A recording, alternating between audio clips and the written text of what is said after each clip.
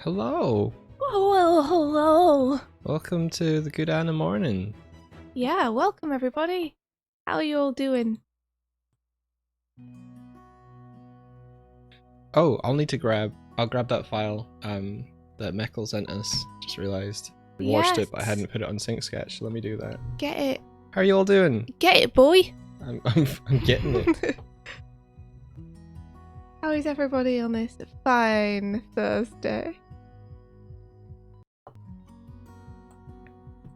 Hope you're all doing well.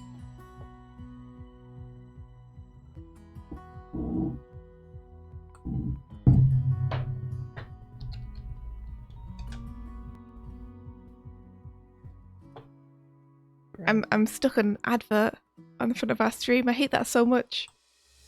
Yeah. Sorry. There be ads everywhere, yo. There be ads everywhere. Yar, the ocean of the internet. This ocean be full of adverts. You know, there's no getting away from them. They're all everywhere. Oh, Space Dad, I'm glad that you had a good class today. That's cool. Evelyn, you're returning the doggo today. What does that mean? What does that mean?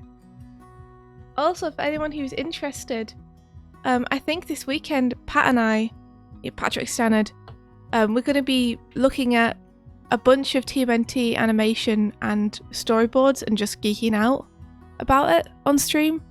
And, you know, talking about what makes it so good and what we like about it. So if anyone wants to come along and watch that and geek out too, then you guys are welcome. That's going to be on Saturday. At some point, it's probably going to be more of an evening stream for us, which means that people in America, it will be a reasonable time for you guys, for once. Can you believe it?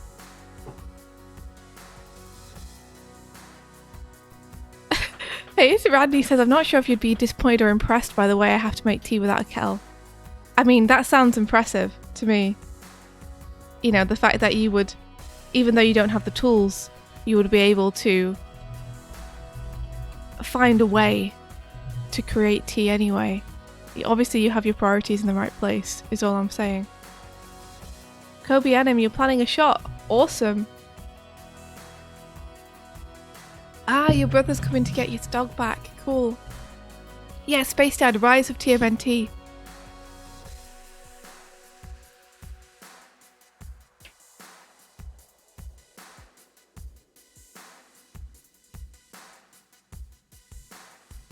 Oh, thank you, Kurzak. Thank you so much.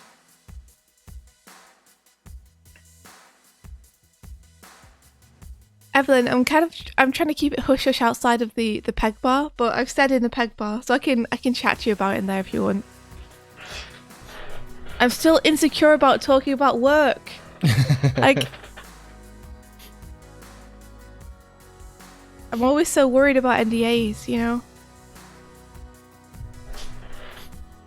Don't worry, Evelyn. I'm not 100% sure it is. I'm just paranoid. Just want to make sure that I'm not crossing any lines, you know? Pokeboy, you locked yourself out of your room! I'm in your room, Pokeboy! It's my room now! I'll never let you in! Oh no, you got to turn the lock. Oh, you're back in. Oh. Oh. That didn't last long enough for me to take advantage of it.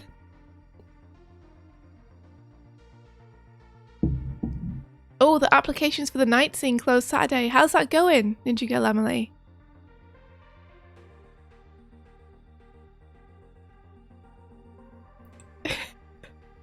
Everybody's coming to get Pokeboy. That's so crazy and scary.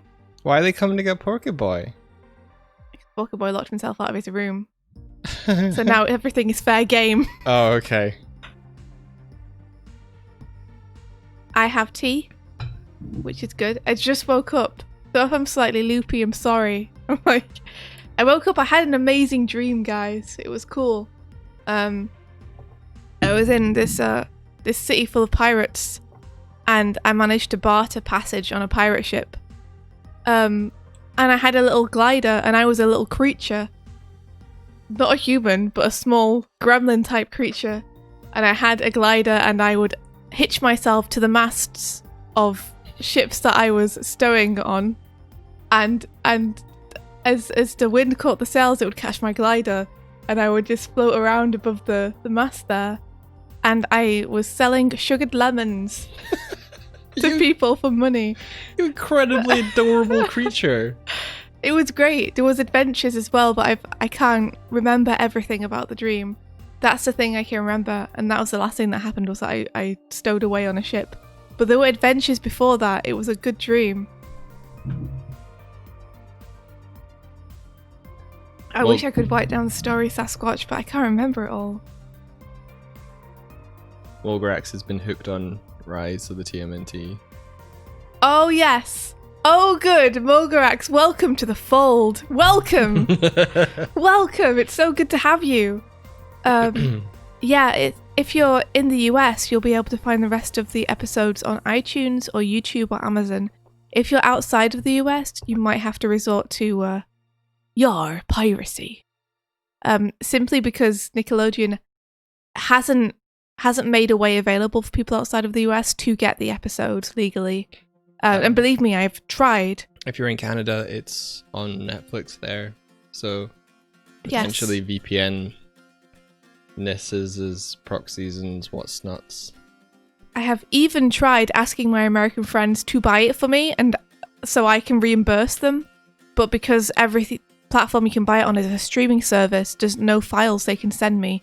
So I'm genuinely stuck.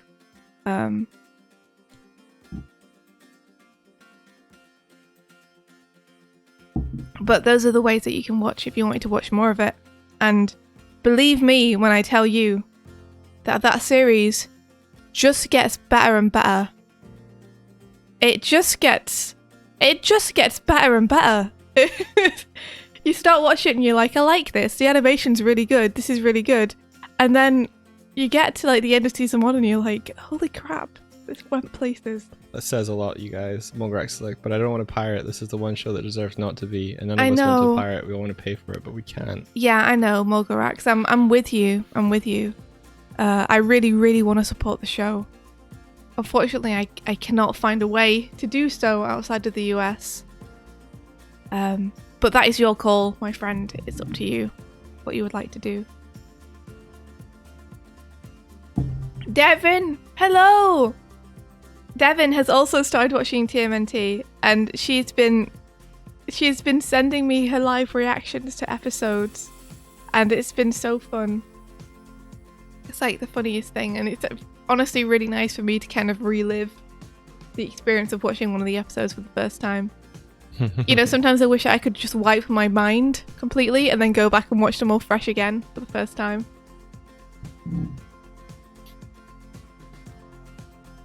Alright, is your stuff on the thing on the screen and everything? Yeah, it is. I've got everything up. Okay. Porting us over then. Oh wow. I've got one up on my screen. Ah, there it is. The stream's caught up. And wow, it looks very finished. Yeah. So super impressive. Wow. I'm assuming that this is going to be a puppet because yeah, I don't know how else you would finish your animation to this degree in just a few hours. I'm trying to tell you, it says rig by Sketches. Sketches, yeah. Sketches 1. Animation at Lineth Art. Oh, we've had Lineth in the chat. Devin, I love it so much.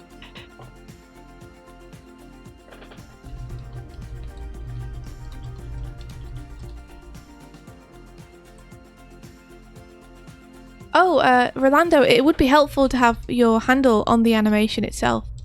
Just because we want to make sure that if anyone watches the stream or the VOD, they can find all the artists who participated. Yeah. I think... yeah, I can write yours on. Yeah.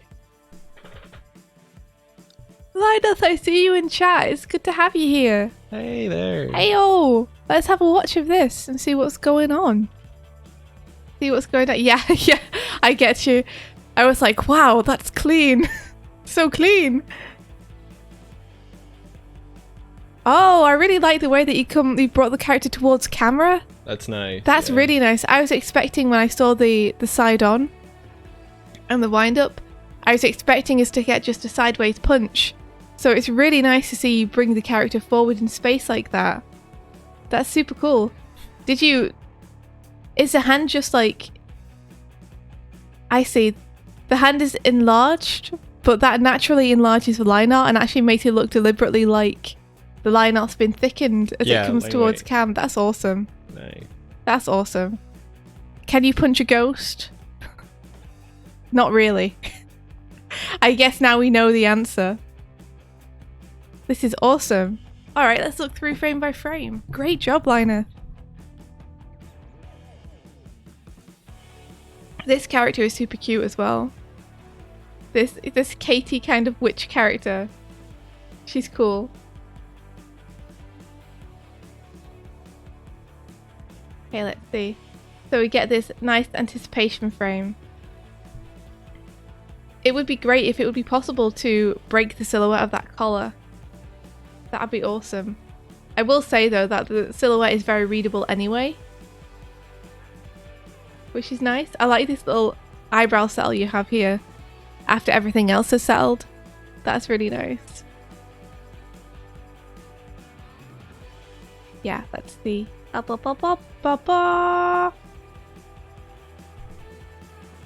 wonder if it would be possible. You might have to break the rig a little bit. Hopefully people won't notice if you stretch the hand just a little bit. Like, just enough.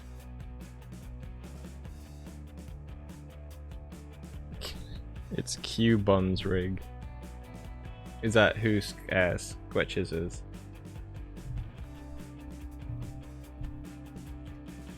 I should follow this person wherever they are. They nice rig. Ba ba ba ba ba.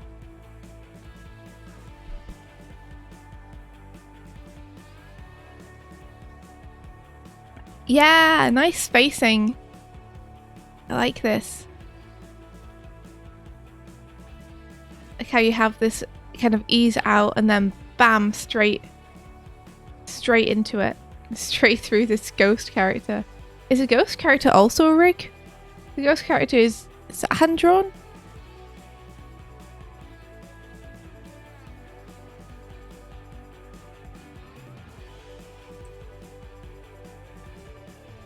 We get this. And then this nice ease through as she realizes that she's punched straight through. That smear's awesome. Nice smear.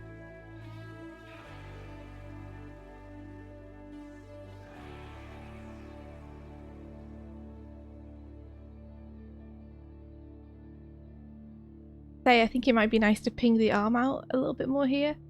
I'm a sucker for like through lines of action. So whenever I see a hand like this, I'm always tempted to do that with the back arm and just create a through line. Oh, I see. So it's the same thing with rigs. Like I always get tempted to like shift the arms up a little bit to make it, give it more of that kind of through line. Is that just an aesthetic one, like a subjective thing, or what, does that have an active? I think it makes the line itself clearer.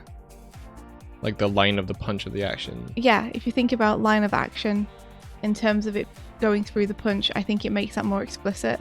Gotcha. And easier to read. But that is a theory. My animation theory. I was like, did you? Oh, you did. You did. You were going for it. Yeah, I don't know 100%. That's just something that I like to do, that I do a lot of my own work, but I don't know if there's actually a technical function for it or if I just have taste where I like that. Gotcha. I'd say like if there was one thing we could do to plus this, because it's already super nice. So there's not many notes I can give in it because I think the animation's like super working and really nice already. I mean, we could always do things like add blur frames, you know? Yeah. That's always something we can do. But the thing I was gonna say is I think getting some head tilts on the character when they're a puppet is always like a super nice call to make. Just because often with puppets when they're 3/4, you kind of get stuck on the 3/4 view. And it makes it more apparent that you're working with a limited puppet. Whereas you can kind of break that feeling if you shift the face around a little bit to make it look like the head's tilting. So I'd be tempted to like push the face further down here and just like really exaggerate these head tilts. Keep the same expression and everything.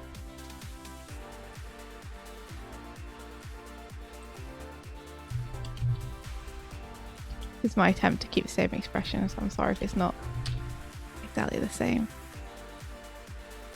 But as the face pushes down, I mean, you'll know this. I can tell like that you're a good animator from this animation already, so you'll know head tilt down, ear go up. That how you tilt. That how you tilt. Yeah, and then you could push this up even further. Head tilts are so helpful when it comes to puppet animation. Like that got me through so much in Wander Over Yonder. Just like head tilting. Yeah. Yeah. Is that your go-to? It was. I noticed that a lot of animators on there, like when it came to the acting of the characters, a lot of head shakes and head nods in the acting to keep the character alive without having to do a bunch of very time-intensive poses.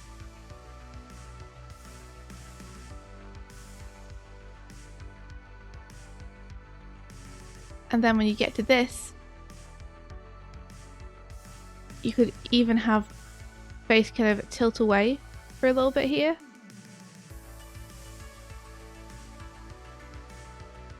You have to give this a shot and see if it looks like too much.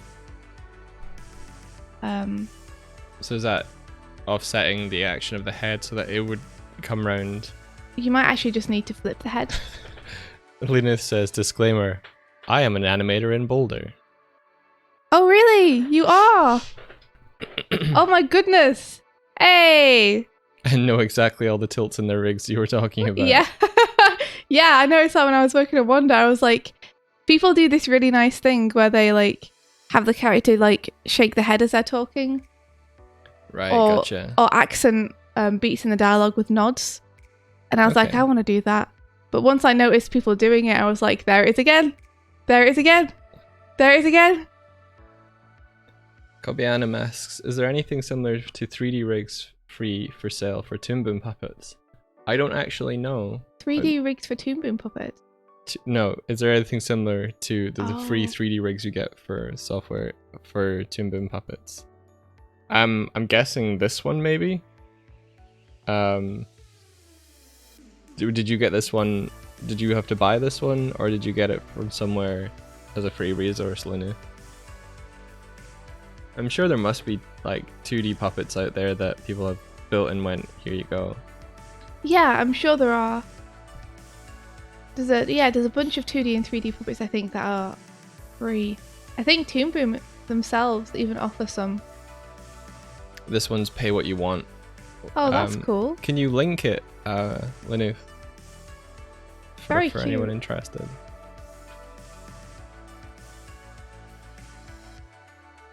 Very cute. I'm just trying this out, so excuse me.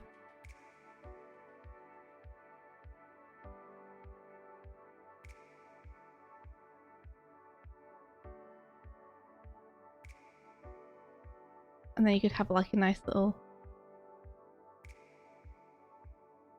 stretch frame. To like note the surprise.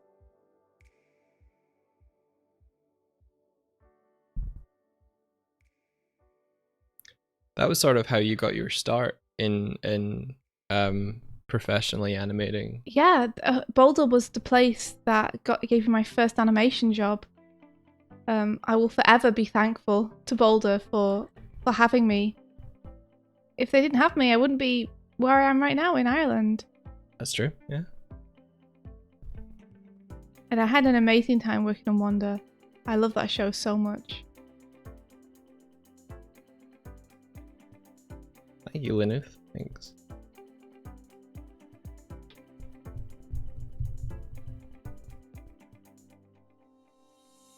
I'm wondering if you can, like...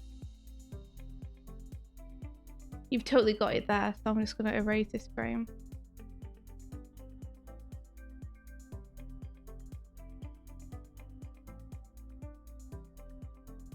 Yeah, you've got like a little accent.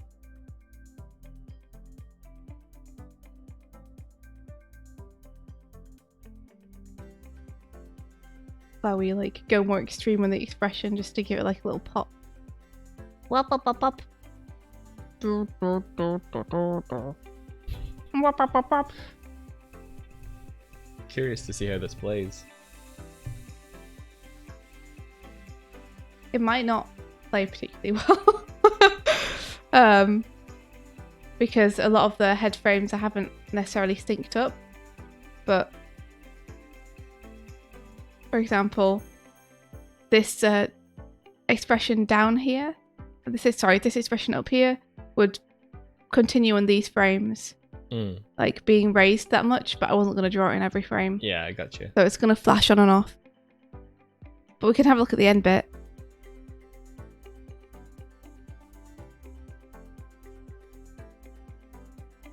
Yeah, it's kind of cute.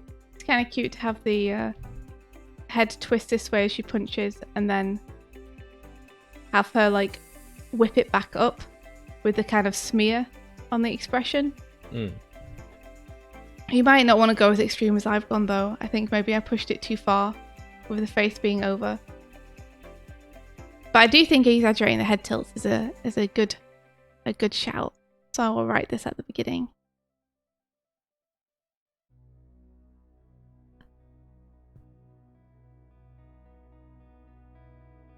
Head tilt and break silhouette.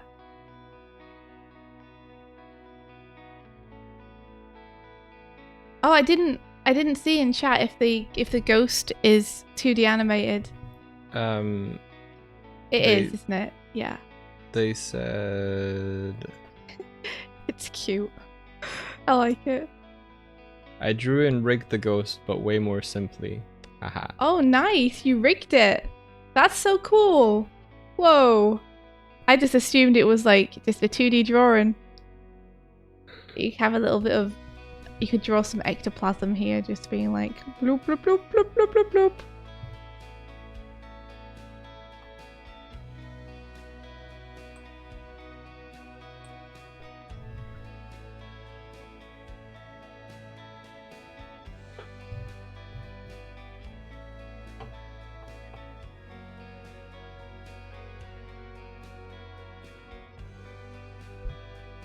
You know, as you do.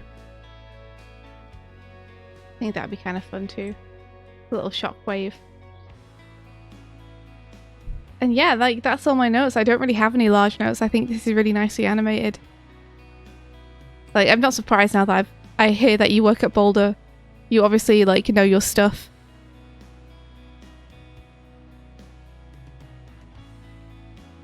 They're super appealing.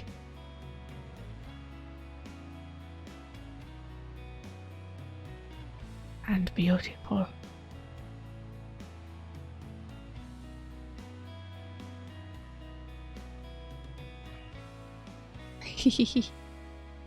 Yeah, it's so nice to see someone like pushing the punch forward in space as well.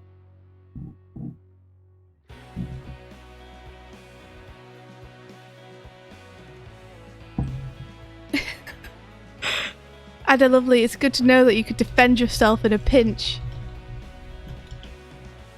Linus, you're so welcome. Thank you so much for contributing and doing a punch and submitting it. That's so cool. I hope that you had fun doing it.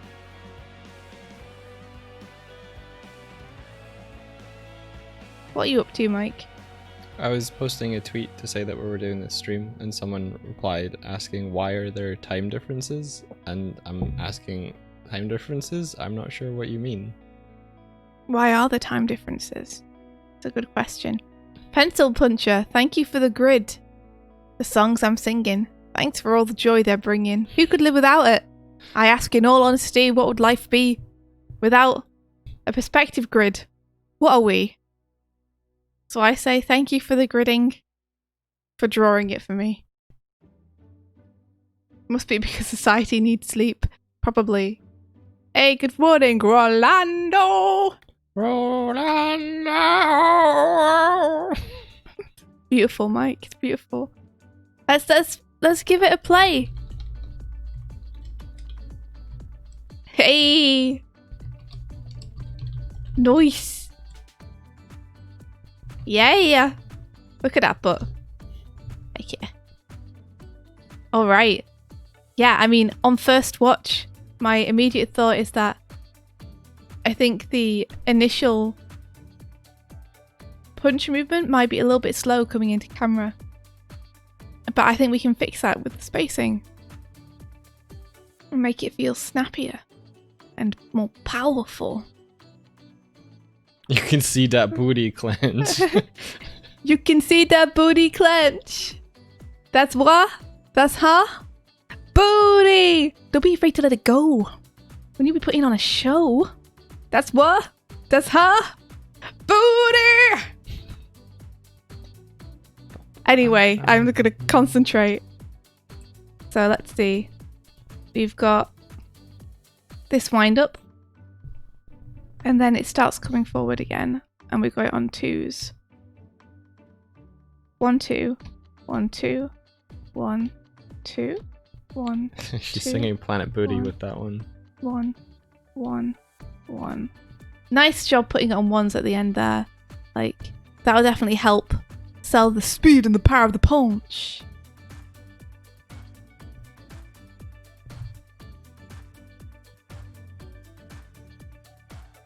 I think you could bring this fist back further in space.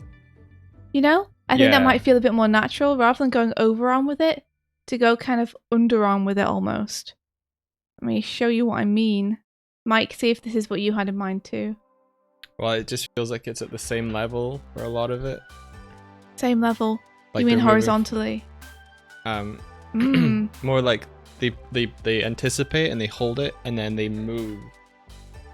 But like if you're actually going to attack someone, if you have your arm up like that, then you're showing them. I guess are they punching a punching bag in the next scene? Yeah, they are. They don't necessarily have to hide the fact they're going to punch the punching bag then. They are punching pretty high on the punching bag though, so we could bring that into it. Yeah. But yeah, I was thinking like this kind of thing. I was just thinking of the fact that if you're stretching back, if you hold it there, you're gonna fatigue your arm. Like if you stretch it back, then you're intense and everything. Then it's like holding that there is kind of hard. But you want to have like that bounce. Like I don't know. You probably want to be like, like a bounce. I don't know. I'm not a fighter. Well, I mean, you're the person probably with the most experience of punching. I'm not punching anyone, just punching. But yeah, this is like, let me know what you think of this. I was thinking of like pushing the arm back and foreshortening it more so that we get more of a feeling of perspective when we come forward. Oh yeah, I like that. It feels like a more natural position to have your arm in as well. Like it feels less strained to anticipate like that. I have to make sure that the shoulders line up though. Hold on. Plus you're adding contrast. Yeah, that's what I'm hoping. It's like, it's a different position, you know?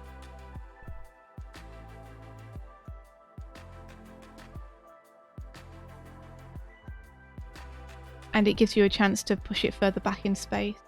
Yeah, the contrast and meaning is like if it's so back far in space that the scales down, when it does scale up, it'll feel like a bigger.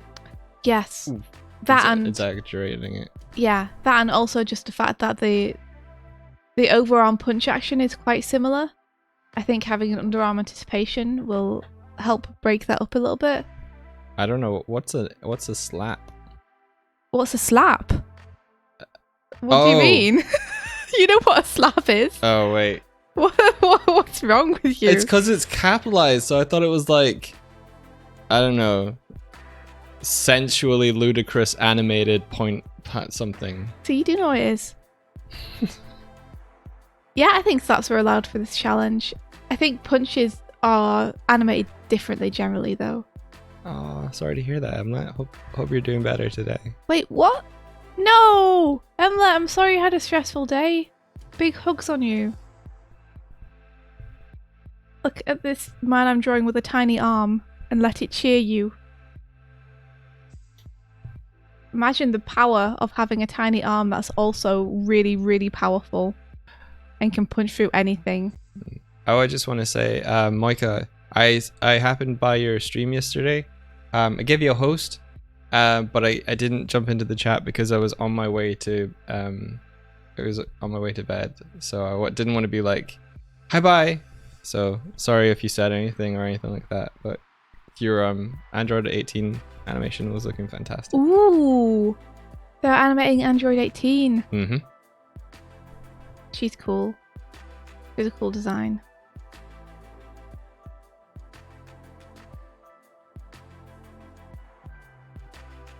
I'm just trying to get this hand pose the way I like it. Really, really like it. I'm loving it, loving it, loving it.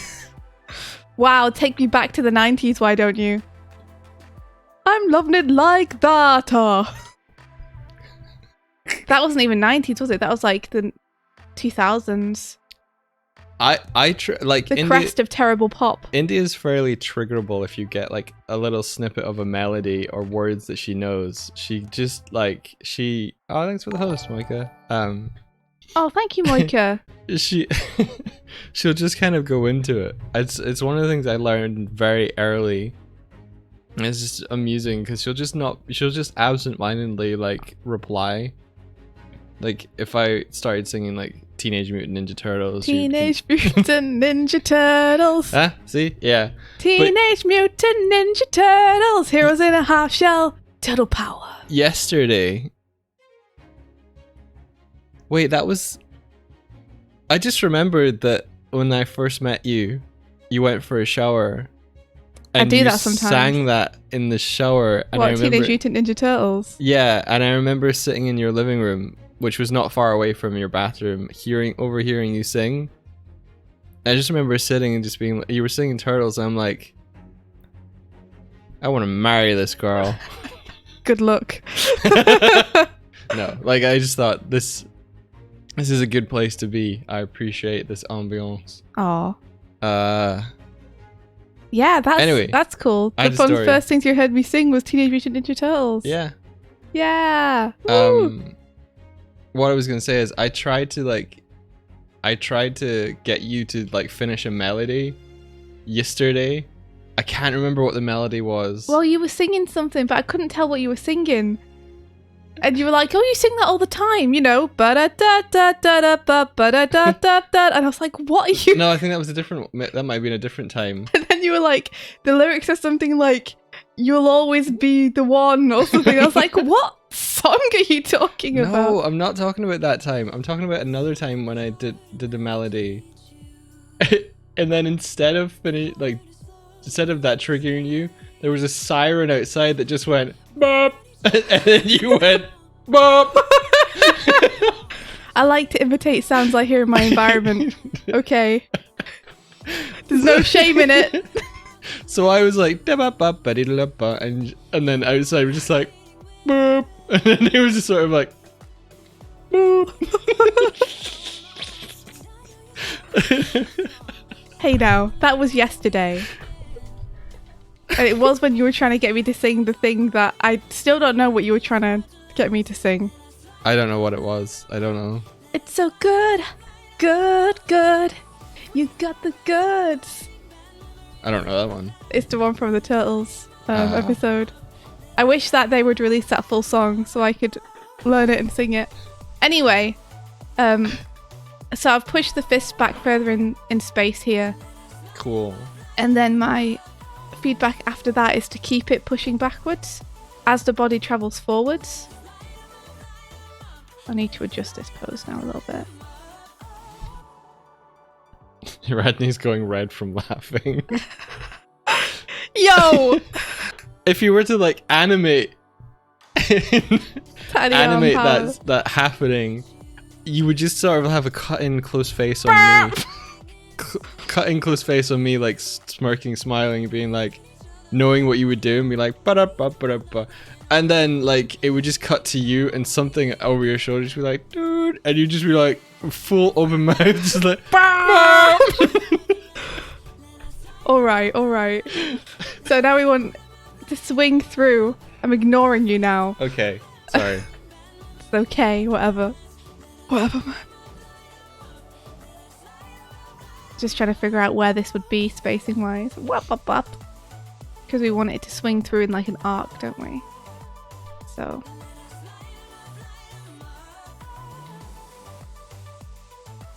So yeah, the arm is going to start coming forward now. And then we can ping it forward further here.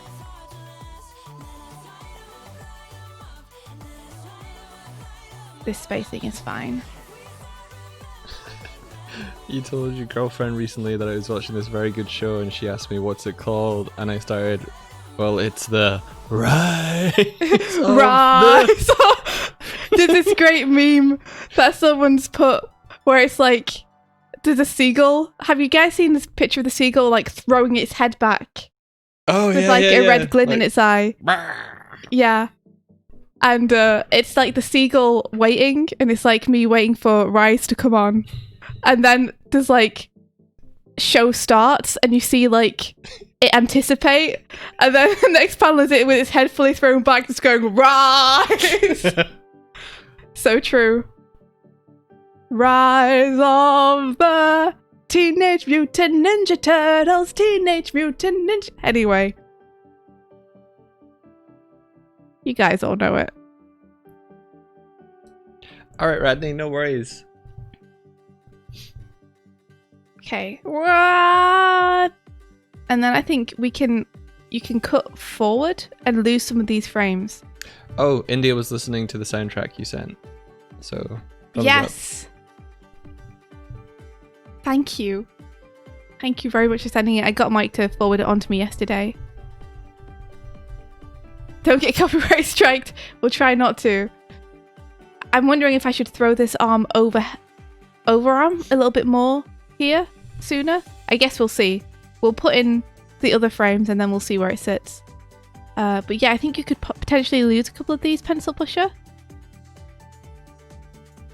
And just go with like, really push it forward. Push that fist forward into the screen.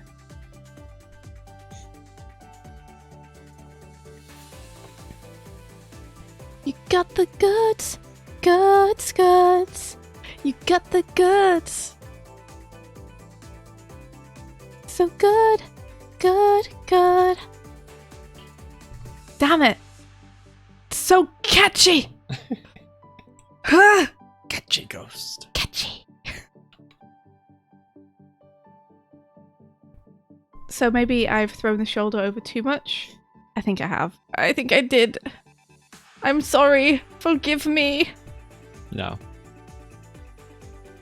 It's one of those days where it's like trial and error is the way in which I will work out how to animate.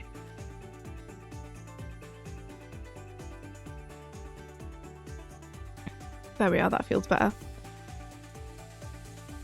Or does it?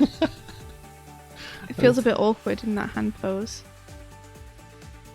Sorry, Mike, what were you giggling? Just laughing at the fact that Artistic Leo meant to type ordering, but typed eating instead. He said, I'm totally eating those Jaffa cakes. No, ordering, not eating. Yes. Sad. Soon you'll be eating the Jaffa cakes.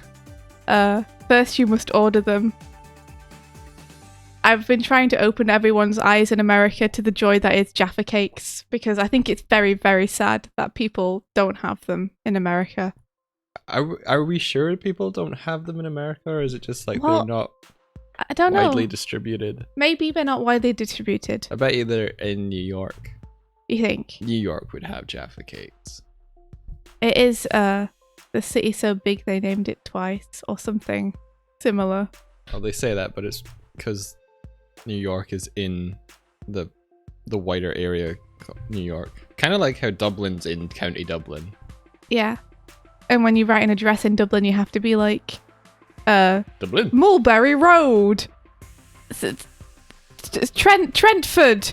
Dublin, Dublin, Dublin, Dublin, Dublin. That's not true, but it was a good joke. It's kind of true. You have to write it more than once. Sometimes you have to write it 3 times and you're like, Dublin, Dublin, Dublin, 18. Because the postcodes are weird in Dublin. Oh, you're right. Yeah, because they've got area codes. Yeah, so you're like, I'm in the area of Dublin, in the city of Dublin, with the postcode Dublin. Dublin, Dublin, Dublin, Dublin, Dublin. Entire address is just Dublin. It's 90% Dublin and then one line of whereabouts in Dublin you are. He's Okay. Dublin, Dublin, Dublin like that. Yeah. And then I would wipe the screen. Whoa, give her the big fist. The punch. Tim Tams, better than Jaffa cakes. Fucking excuse me. Well, You come over here and say that to my face in Dublin, Dublin, Dublin, Dublin, Dublin. If you can find me in Dublin, Dublin, Dublin, Dublin. What's a Tim Tam? I've never had s'mores. I want to have s'mores. You're affronted. You don't even know what a Tim Tam is. I don't know what Tim Tam is. So basically, the reason I'm bringing this fist into the camera more to wipe it is because it's going to keep our eyes in the center of the screen for the next cut. Because at the minute, with you dipping the fist into the lower portion of the screen down here, it's going to draw our eye down there. Whereas we really want the motion to feel continuous between the two, right? Yeah. So this way, your eye will continue to be in the center of the screen, where the fist is continuing to move through. So it'll make it feel more seamless if you do this. Also, wiping the screen is always fun. It's like a really fun way to get from scene to scene. So you'd want to have the fist, and then you'd want to have a couple of black frames just of the screen wipe for that to work. Insert couple. Tim Tam does look good. What's a Tim Tam? So it kind of looks like a penguin. Oh, okay. What you mean, like a pick up a penguin? Yeah. That's gonna sound so. Tim Tam looks like a penguin. Oh. Yeah, we have a biscuit. Sorry, a cookie in England that's called a penguin, and they used to have this old advertising campaign where it's like pick up a penguin. But penguins are extremely good chocolate bars. Yeah. So there is actually a comparison cross section. Oh, there is between a penguin and a Tim Tam. Yeah. So Tim Tam looks to be like slightly smaller scale, but They look pretty much exactly the same. yeah. Yeah, well, in that case, if a Tim Tam's a penguin, then penguins are extremely good. So I can kind of see where you're coming from, honestly. Kobe Anim's like, penguin? Steve? Steve! Those bars are also called Steve. Steve bars. Oh, that's not going to make any sense to anyone that wasn't here yesterday. Yeah, so for people who weren't here yesterday, we found an amazing Christmas ornament just while we were Googling Jaffa cakes.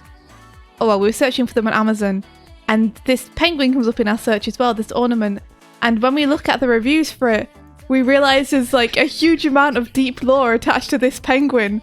where the penguin's name is Steve, and he has a friend called Alan, and Steve really likes Jaffa cakes, but you have to be careful about feeding him too many because he'll blame the stomachache on you, and Alan helps keep him in line if you order Alan too. And there's a badger as well, apparently, that I couldn't find. There's a badger's name's Brian. Yeah, something like that. Okay. Make a Steve emote. Oh my gosh, don't tempt me. Yeah, so you could bring this a bit more overarm, or you could just ping straight to this. And I think if you lose some of these middle frames, it will give your punch more impact. And then here you want to be careful about easing into it. Just because we're going to assume that we're already mid-swing. So we're going to assume that the spacing is already going to be pretty big. So unless you're going for slow motion, I would say you probably want this to be a bit faster. And if you are going for slow motion, you wouldn't be on ones. So I'm assuming that you're not. So what I would do is I would start this fist a little bit further back. You definitely can't do this with a Jaffa cake, but this is what Divan does with a Tim Tam. Mm-hmm. Go on. It's called the Tam Slam. Okay. This sounds filthy. I love it. You bite the corner of one Tim Tam, and then you go to the opposite side of the Tim Tam and bite the other corner. Then you then get a hot drink, like a hot chocolate, and drink the hot chocolate through the Tim Tam. Holy crap! It's a one spit thing, but it's the best. A one spit thing. That sounds awful. Now that you put it that way. What's a one spit thing? I don't know. I don't know if I like the sound of that. I mean, a one sip thing. Okay. One sip thing. Okay, that's way better. He's screaming one sip. I meant sip. What happens after the one sip though? It must fall apart. That's the thing. Does it just fall apart in your hands and you're left with like a sticky, chocolatey, melted thing in your hands? You eat it. So you sip it and it moltens through and then you eat it. I mean, I'm even super tempted to do that with a penguin now. I don't know how the chocolate makes it through. Do you just kind of... It stays together, but it's soft. Okay. I love the sound of that. That sounds incredible. Honestly, I can imagine you trying this and it going horribly Oh my wrong. gosh, I want to try it, man. And you know it's going to go horribly wrong because it's me. And I'm incapable of doing anything without the worst case scenario happening every time. So yeah, I like this. This frame is great. I would bam straight to it. Like lose these middle frames, go from maybe this spacing to this spacing. Get that nice blur in, and then just wham, straight into this. I think you're just over animating a little bit when it comes to the punch, which is something that I still do with everything that I animate, so I completely understand where you're coming from. Nice line of action through the body. I like that you're bringing the entire body into it. That's super cool.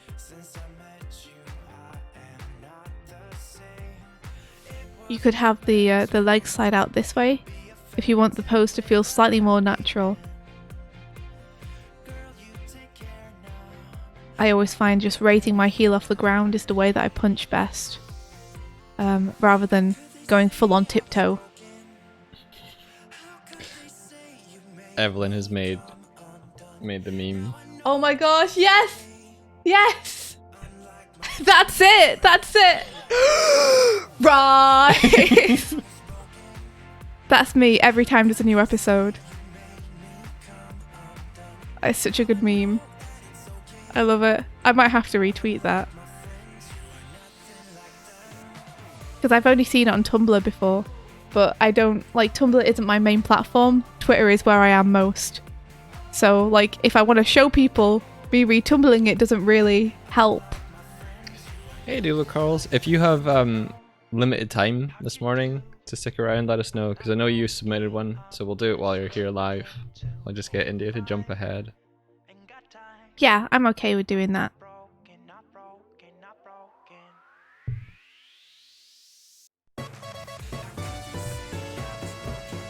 Nice line of action through body. Ah, thanks, Walter. Thanks for the follow. You take care when you do rest up.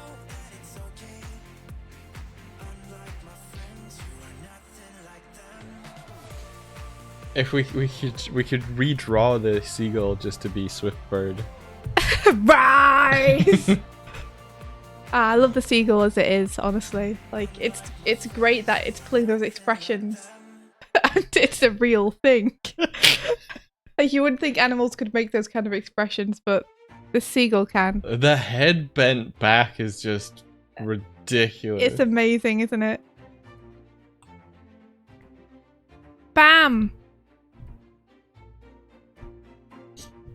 Straight to this. Kurzik may or may not be doing that right now. Oh my gosh, really, Kurzak? Oh, I love you, Kurzak. So yeah, and then, honestly, you could just cut to this. You could cut straight to this. It's all about where you're putting your in-betweens, I think, with this. So you want to make sure that you're really conscientiously using your spacing to create the impact. So when we have fast motions, using that wide spacing to really denote the power behind the punch, and then clustering your in-betweens at the end of that motion to show the cells. I think maybe there's just a few too many in-betweens in the punch itself. So you could cut straight to this and then spend frames here settling. Maybe one day I'll pair the punch challenge with the limited frame challenge. So you have to do it in 4. Just so people like have to really conscientiously use their in-betweens. But yeah, those are my notes for this. I like the posing. I like the way that you have staged this. Thank you for putting the grid on. It's nice to see your character standing on the grid here too. Super cool. Good job. I'd say with the shockwave, the last thing I'll say with the shockwave is I think at the minute the effects feel a little bit like they're doves flying away. I think you could adjust the shape of that to make it slightly more readable. So I'd be tempted. I mean I am a sucker for I'm a sucker for circular shockwaves. I just think they feel real powerful because you can see the origin point of them very clearly. So I'd be tempted to do something like that, but it's entirely up to you. You should go with whatever style you feel comfortable with. He's freeing the trap doves in the bag. Maybe so. Maybe so. Freedom! But yeah, I think it's a good call to have effects on there. I think that's a good instinct. I'm not 100% sure the shape at the minute is communicating 100% the way you'd want it to. Which is nothing that, like a bit of scribbling over the top and trying to figure it out can't solve. This, India, this is how you probably do a Tam Slam. Okay, well let me very quickly address this. Everybody, anim break for 1 second. Oh my gosh. Okay. Important information. Are you listening to them describe it? I'm not. Let me mute them just in case. Okay, they won't be able. I was just wondering whether. Wow, they're very small, aren't they? They're like half the size of a penguin. Yeah. This person needs to clean their nails. Oh. Okay, hot chocolate. You use too much water in your hot chocolate. You're doing it wrong. So judgmental. I like how this is slow motion. This is how you Tim Tam. Wow, okay. Yep. Coffee! Oh, it's coffee. Well, fair enough then. In that case, the milk ratio is totally fine. That sounds amazing. I'm into it. please subscribe to Just Random Things. You heard him, guys. That's Just Random Things. If you want to go and subscribe. I might have to try that today, honestly. It's it looks like a good thing. Kevin Ryan, your file is processing. Oh. How could this be?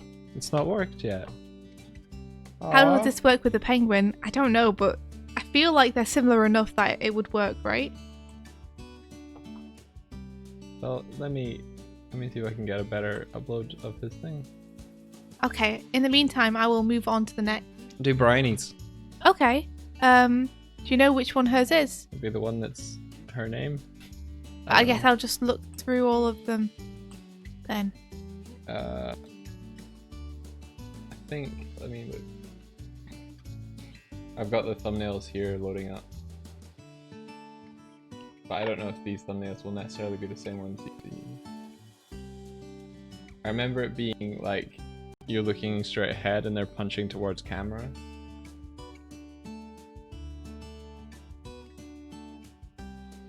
Maybe this one? Yes! Haha! I found it! Look how good I am at recognizing your drawings, Bryony. Oh, oh, oh.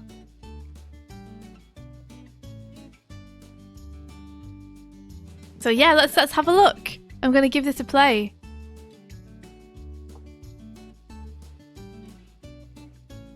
Oh, nice! Love that spacing, Bryony.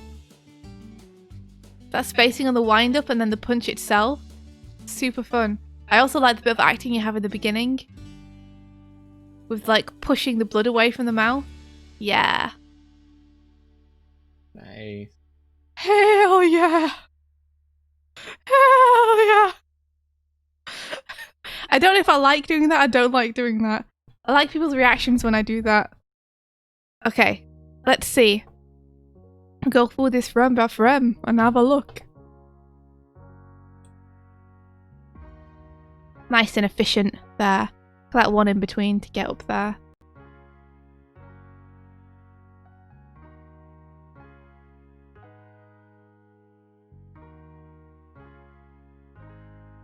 And then the fist comes out.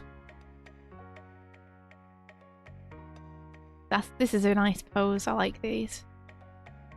Very clear silhouette. Hey, looks like Kevin's one Ooh. has worked. So I'll just move it. Up. Impact! Impact frames! There they are! Doing the job! Impact frames are great. Okay, I can see a couple of things that I think we could push with this. Which is awesome because normally I can't find anything with Bryony stuff, so it's a relief. Yeah, so the first thing I'd say is because the blood is only coming from her mouth at the minute, it feels like this pose she's kind of wiping her nose almost because of the thumb position. So I'd say you could either give her a nosebleed, in which case this gesture would make more sense, or you could adjust the gesture slightly to make it look more like she's wiping her mouth instead. So I guess if I was going to be adjusting the gesture, I would do... I'm just doing it myself. So... Oh, Ring-a-Ding Bling Bling is a pencil pusher. Just want to say thanks. I learned a lot from you just now. Feeling very motivated to continue the animation now, but only after I finish the next challenge. Ooh. Heck yeah. That's awesome to hear. And welcome and thanks for being here and for contributing and everything. It was awesome to look at your animation. Like, I'm wondering if we do a backhand. I'm thinking about how I would wipe my mouth. Wait. Doodle Code is saying, oh yeah, well, my reference was a nose whip, but I drew blood on her mouth. Aha! So That you mean like when explains it. like someone thumbing their nose, like... Gotcha. Roger, that explains everything. So you could just give her a nosebleed and that would fix it. Or you could adjust the posing slightly to give it more of like, I'm a wiping my mouth.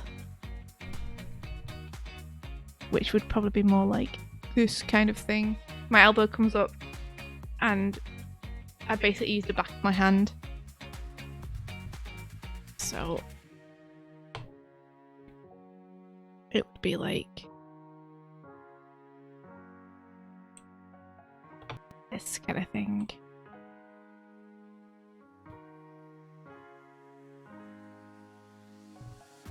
And then I like this spacing here where you're just like, meh, meh. I'm just looking at what I would do again. Yeah, with the arm crossing the body makes complete sense. And then if we were going to go from that position, it would probably be more like that kind of hand position.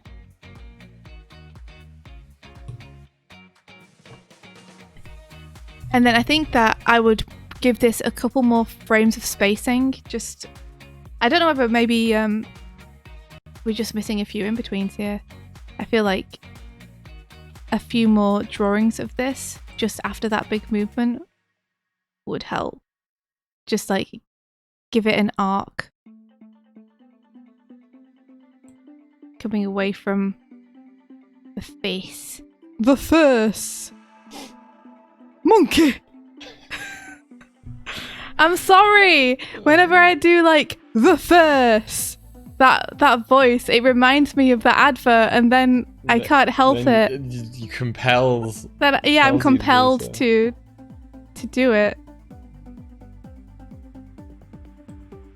Bryony, do you remember those adverts?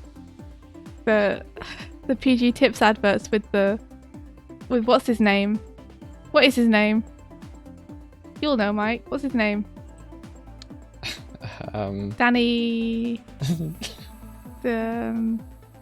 Bryony loved those ads. Monkey. It's someone said it yesterday. I have to Google it. I got the spacing wrong. This is more what I was meaning. Oh, is it Johnny Vegas? Yes. Maybe? Yeah. That's him. That's the name of the man. Little Cole's coming in with the facts. Yes. You see, this is great. Talk to someone else who, like... Who knows? Who knows? Who lived in a region where those adverts played. That Lancashire accent. How close to Lancashire did you used to live in, India? I used to live in Lancashire. Oh, there you go then. Yeah. I believe that Oldham's in Lancashire. I thought. Let me have a look. Or one of the places is in Lancashire. It's either Carlisle, the Lake District, or Oldham. One of these places that I lived.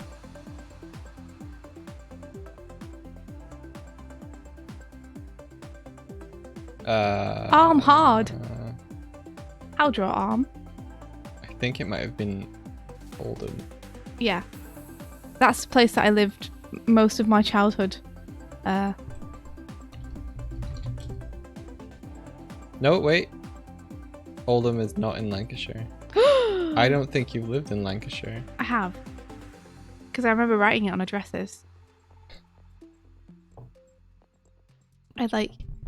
So I'd maybe insert a few frames here. I don't want to go over the rest of your frames, because the rest of your frames that are in there are also super good.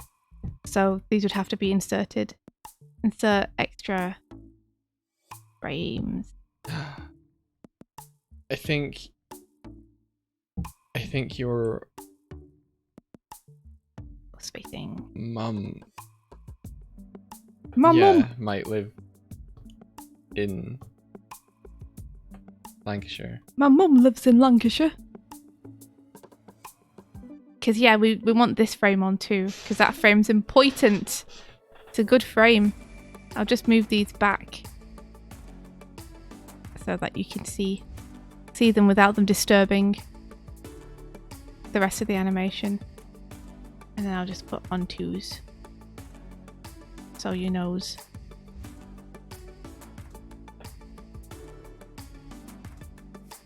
Yeah, because we want... He's not This gonna get frame away with needs to this. still be there. Hey, Sticks, how's you doing? How's you doing? Hey, Sticks Media.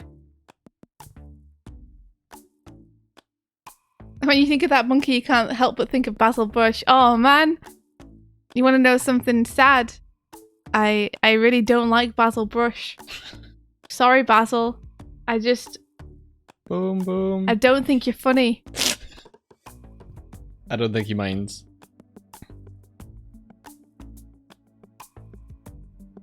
We're doing okay. We're doing more. Wondering about the headspace thing here, and if we can make the arc more like.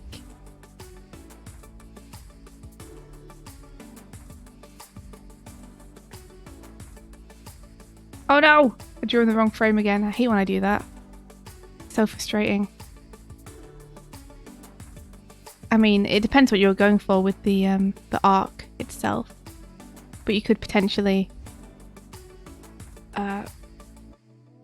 bring it up like this.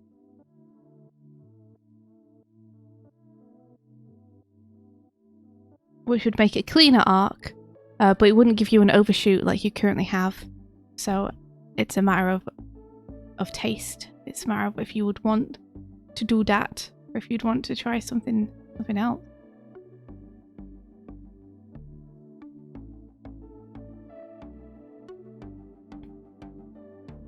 Honestly, I kind of like the way that you have it now. I think it might be too explicit an arc. Is it possible, do you think, to have like an arc where it's so explicitly traveling along a curve that it becomes too obvious? I think it's just that like you have to also take into account body mechanics at a certain point, and if the arcs you're using don't make sense with the body, then it's going to be really obvious that you're just trying to send things along an arc rather than think about how they would function naturally with the body. So like I think I like your poses because they feel natural, whereas I think mine were feeling a bit like gotta go along the arc. Gotta go along the arc.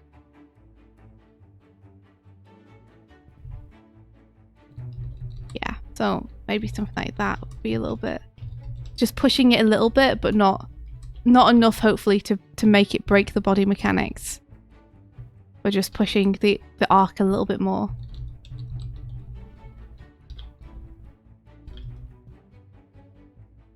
Let me move this. It's really nice to have, again, this hand coming close to the camera, so you're getting that forced perspective. Super nice. I love this pose.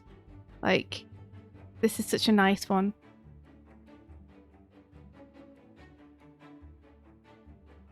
I wonder about whether the face juts forward a bit too much here. Maybe it'll feel a bit more natural. Let's pull it back a little bit here. And then have it really step in here. Yeah, because it feels like she's coming closer to the camera there too.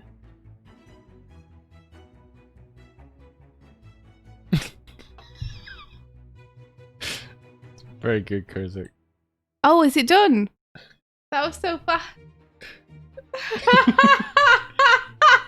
That's amazing. Oh, can I get it on my screen? Yeah, it's in the chat if you click on it. Okay, awesome. I'll do that. I'm just trying to make sure that I'm getting the head right here because I think I maybe pushed it too far back. Yeah, I remember we were talking about the moving Gundam. I started watching this new show. It's called Rise. That's amazing. Yes, look at these poses. These are so fun, Kurzak. Just to roll my head back. I love it. Yes, this is amazing.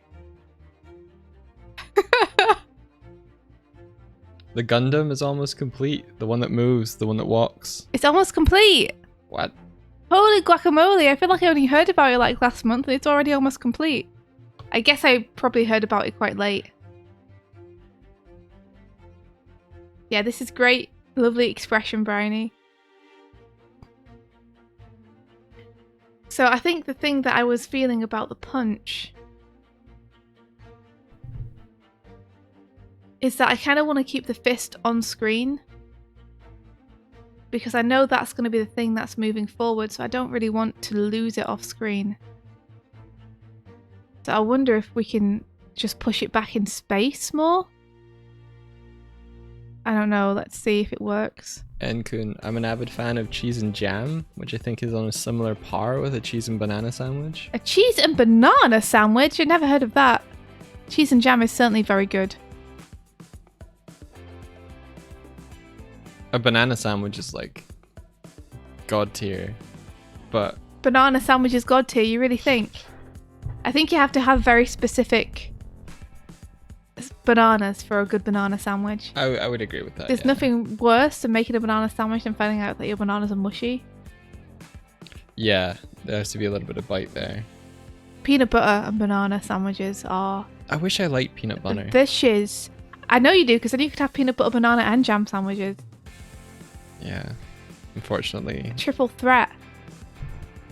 So here, I think I like the undercut here, the uppercut even. The uppercut here, I like the hand pose, and I feel like we could get there earlier. So I'm thinking about potentially, like, if we loop this underneath to create a kind of arc like that, will that work? Let's try it and find out. So she would already have a hand in like the uppercut thing, and then we'd push it behind the shoulder. Potentially. Potentially. Get me a cup of tea.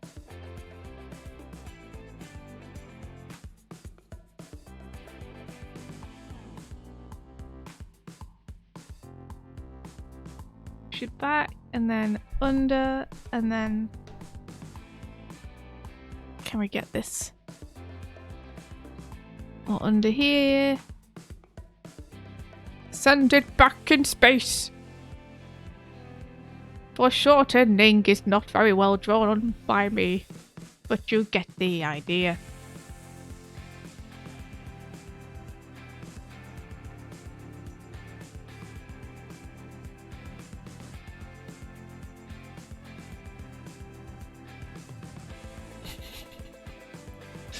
Coffee Doodle says y'all are not making eating this banana any easier, and everyone's like, don't make eye contact with your husband.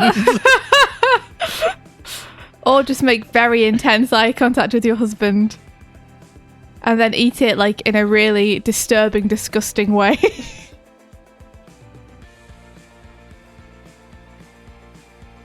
All teeth and claws. You know that gif of the baby that comes around the corner and then looks shocked and walks away again? No, I don't. Oh. Sorry. Okay. But the chat might. They might. That's the sort of thing where you're like, oh, she's putting a banana-shaped object in her mouth, and then you watch the teeth go clamp down and bite through, and you're then like... you watch the jaw unhinge, oh. and you're like, no! Jaw unhinge? What are you talking about? How do you eat bananas? I can't unhinge my jaw. What kind of lizard man are you? I'm not a lizard man, I'm a bird. That's what a lizard man would say, isn't it? Yes. The lizard man would actively deny their lizard man-ness. Sounds like something a Cylon would say. How is a banana wet and dry at the same time? The power of banana. That's the power of banana. Oh, you see, this pose is so good, Bryony. I should have been looking at this pose when I was drawing my pose, because it's much better than my pose. And now I have to adjust my pose. Stop reanimating it. If she doesn't need the feedback, it's a good pose and you don't need to draw it. No, this is the pose I'm trying to adjust. Okay. It's just that I should have looked at the next pose first, because the next pose would have given me the blueprint for how to make a good pose here, if that makes sense. Okay. I used to be a renegade. I used to fool around. But I couldn't take the punishment and had to settle down. Now I'm playing it real straight. And yes, I cut my hair. Don't tell me that I'm crazy. Don't tell me I'm nowhere. Take it from me. It's hip to be square. She's silently giggling to herself now. I just thought it was an important message to deliver to chat. Don't be afraid to be square, guys. It's alright.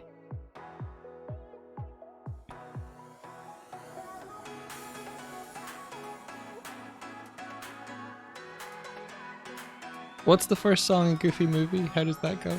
They've been laughing since I can remember, but they're not gonna laugh anymore. No more Maxie the Geek, no more Goof of the Week like before.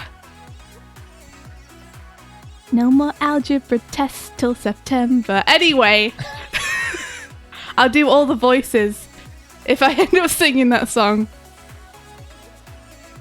It's a good song. Talk to me, After talk today. to me, talk to me, baby. Daisy! Oh, I'm getting distracted. I'm sorry, Bryony. I got very distracted by singing.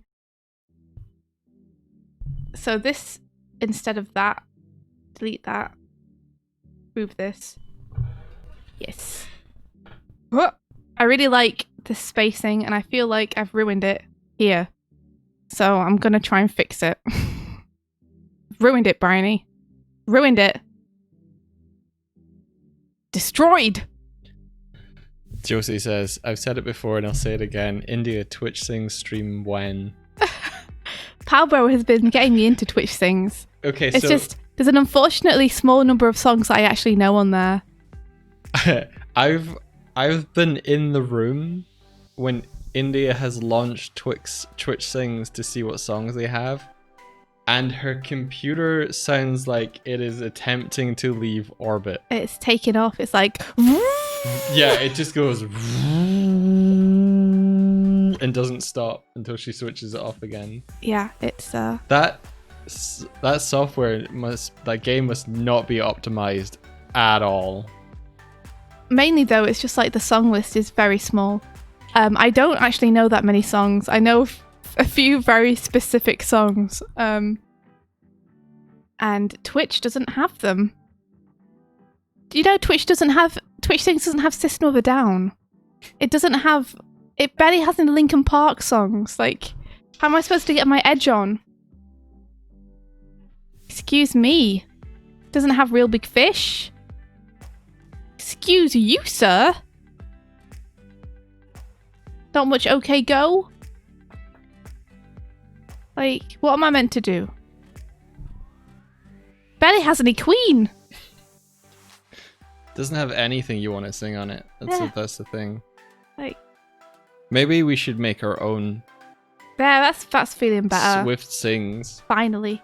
I could set up a scene in Discord that just like plays the music and has your little puppet. It'd be like. Yeah, I mean, you could. I feel like maybe we could do with... I feel like maybe a 2 here? Am I crazy? Maybe I'm crazy. Feel like we could try a 2 here. Try a 2. The only thing about Twitch Sings is that I wouldn't be able to code the pitch thing. And So then it we would just be you singing. have this. You could create some artificial blur just by drawing your lines all fuzzy like. Just something I like to do. That I stole from Paperbag. He And does you're amazing. never giving him back. Never giving him it back. He's always going to be like, where did that thing I used to do go? But like, I took it, Paperbag. I can't do it as well as he can, but he does these great blur frames. I think he has the wiggles come out from the... They're almost like impact frames, but in the lines. Yes. It's very cool. Yeah, let's see how this feels. Just the tip. You're really funny, Mike. I just wanted to let you know that I'm you're really funny. that you're really funny. I'm just outlining this, Bryony, so it's easy to see what along with the other drawings that I've done. Because it can be sometimes kind of hard when the red's flashing on and off. So this will hopefully help us see. But these aren't notes. These are just me outlining your drawings. Oh yeah, I could put India's puppet, Toon Boom puppet into Character Animator and have it lip sync along to me. Yeah, I could have it open its mouth when, yeah. It wouldn't have any of the expression though. Yeah, like half of me singing is like, well, I suppose if people are hearing me sing on stream, they're not getting the head throws and the hair whips and the hand gestures anyway. So No. fair enough. Fair enough. I mean, you could just go on webcam and do it. Yeah. No, I'm not gonna do that. I refuse. What if that's Oh. what you did for a Underarm. I like it. You did a good, Bryony. Who would have thought it? You did another good. It's almost like you're a really good animator or something. And let me delete the no notes so that they're not confusing to you.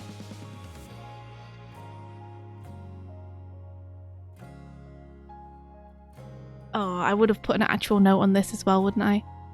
But let me just erase it. What's a no-note? What's a no note? Yeah, What do you mean? you said, let me just delete these no-notes. Oh, they're the frames where I've outlined Bryony's drawings to make it easier to see when I played it through. But they're not actually notes. And I wouldn't want Bryony to come back to this in like 2 days and be like, what was the note here? Right, gotcha. When it's just been me outlining the drawing that's already there. A no. Yeah. Bryony, this is awesome. Nice job. And have an awesome day at work. I hope everything goes super well. Take care, Bryony. Bye, Bryony. Have a great day. Awesome work. I got Kevin's to work. I love this pause here. So nice. Like just that timing of I really like how you exaggerated that like hold when she's anticipating. It's just so satisfying. Oh, I want you to finish this, Bryony, because it's going to be like a really satisfying punch. It'll be a knockout, Bryony. Oh, nice.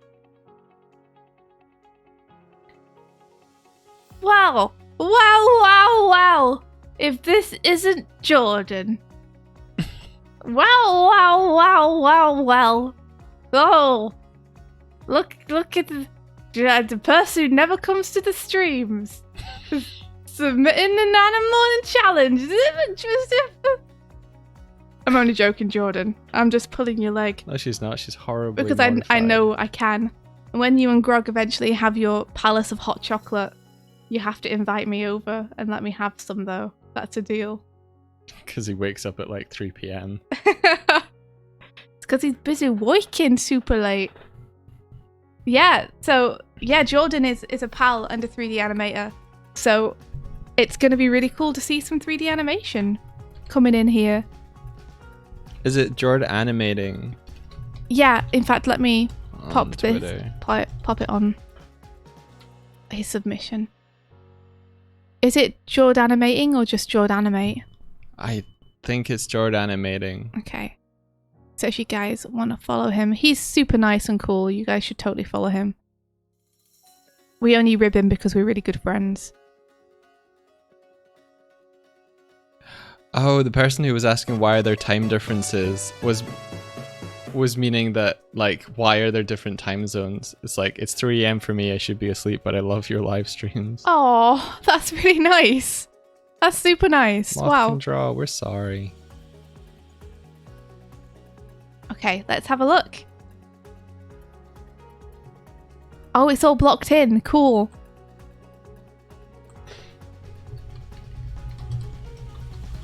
Oh, I like it. I was going to say he looks super tired when he does the punch. And I was interested to see if that was going to, like, pay off. It totally does. Just face plants at the end. What are you doing to this poor boy, Jordan? Yeah, this is super cool. Some really nice poses here, Jordan. Yo, String Bing and Roshki, thanks for the follow. Welcome in, welcome in. Hello. Hello! Bam! Heck yeah. So let's have a look. So we've got this really nice bit here where he's kind of just getting ready to go for the punch. I think you could get a few flutter blinks in there if he's super duper tired. I think that might be that might help him look even more so. By which I mean, you know, when someone is like trying to hold on to consciousness and their blinks kind of become a bit more rapid. Like rather than just blinking once, they'll blink a couple of times. I think you could potentially do that. Maybe here.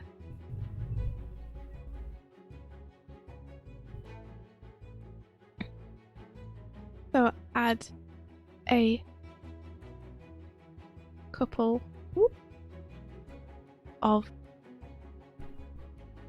flutter blinks. I don't know if there's actually like a proper name for them.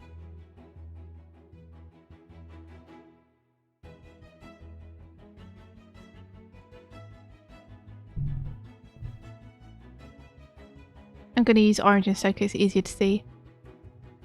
The kind of blink you do when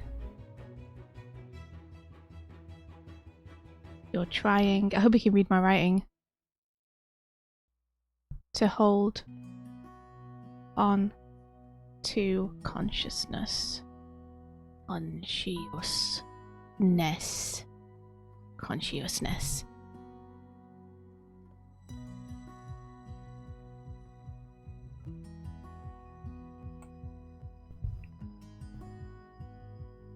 Wait, are you saying String Bing is Tonico? Oh, awesome. Oh wait, Awesome String if so. Bing? Yeah. Is that who was asking? So they just followed us. Oh, that's amazing. Yes, String Bing is Tonico. Oh, awesome. Well, hello, Tonico. Hey, if you're there. Tonico! How's it going, dude? And for anyone in chat who doesn't know who Tonico is an amazing animator and board artist and just general artist, and you've probably seen his YouTube tutorials and his Twitter tutorials. He does primarily hand-drawn, and he's super prolific. Worked on many a cool thing. Hope you're keeping well, dude. Yeah, I hope that life is good for you right now. I saw that recent animation you put up. That was the sort of The book trailer. yeah, like promo for the graphic novel. Super really, nice. Really nice. Yeah. Yeah, I also saw that. I was going to ask if you wanted to watch it together, actually. But you looked kind of busy at the time. So I was like, I'll leave it till later. Oh. I didn't realize you'd seen it. The downside of having separate computers with active choices that can be made. Can't All watch right. everything together.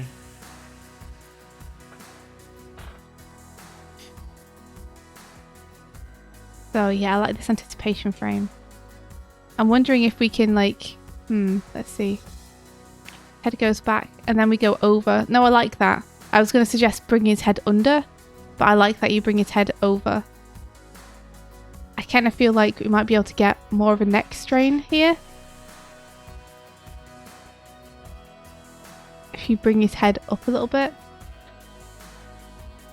That would go along with the shoulder pose nicely. Just lift the chin a little bit. In UK time, Sasquatch, our interview is going to be at 9 p.m. Yeah, for those of you in chat that don't know, we're going to be interviewed on the Toon Boom animation Twitch. They want to talk to us about the Animorning challenges. About this? Yeah, but what we're doing right now. I think the bird brain has been quietly telling them about her challenges that she's been doing. Or loudly telling them. Or loudly, yeah. And it caught their interest, so. Thank you to Bird Brain. we will be nervously. Yes, she hoard you good. Coffee doodles. Yeah, pretty much. When is that happening? So it's in 11 and a half hours from now.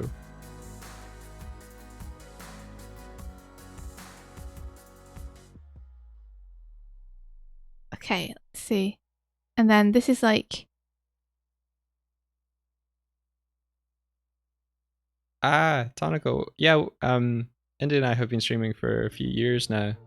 And this is a thing that we've started doing over the last couple of months. India has always tried to have either she tried a daily challenge for a little while, but realized that was just undoable. Yeah. Like it was too much maintenance to keep that going. And so it sort of settled into this weekly challenge. And this week's challenge was to animate a punch. And we've got a fair few submissions that this is our third day of just going through and looking through and reviewing them.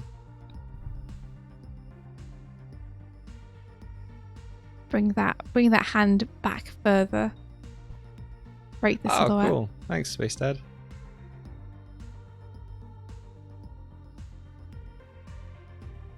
Yay! Bring the entire Doig Swift army to show them how big you are. Oh, jeez.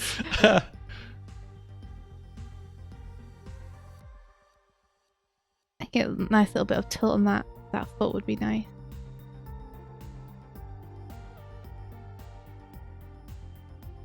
Inkun is saying that they think it might have been good to have the character start more to the left. Feels like they get squished into frame when he that's a good point. when he falls. Let me add that as a note at the beginning.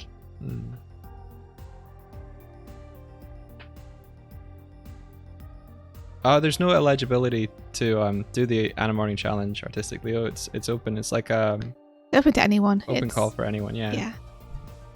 We've realized though that if we continue to grow in submissions, it's going to become untenable for us to provide this one-to-one feedback for everyone. Although India is very determined to get through everyone this week. So we'll need to figure out a way to make it both beneficial to everyone participating and beneficial to people. Nage Design is like, fuck these reviews, go and do sit-ups. We need to figure out a way that makes it both beneficial to everyone participating and everyone watching while covering. Like we'll show everyone's work for sure. But I think it might be everyone go to Doig Swift Twitter and hit that notification bell. Yeah, if you're interested. Our Twitter is here. We've got a combined one now. We've combined forces to become Doig Swift on Twitter. Just because it's... I added 3 T's there. Just because it's easy for us to make announcements there without it needing to be on our personal accounts. Yeah. India was tired of me asking her to put... to retweet a bunch of stuff. Corporate stuff on her on my personal Twitter. Yeah, like, she no, just wants you. to retweet animations. Yeah, I want to retweet cool art. I don't want it to be like 100% just, we're streaming again. Yeah.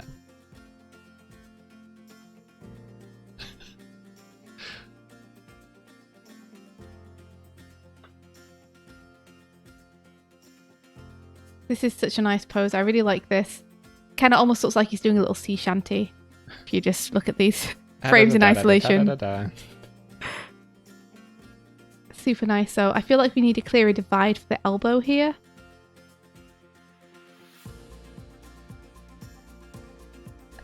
So make sure the elbow's clear in silhouette.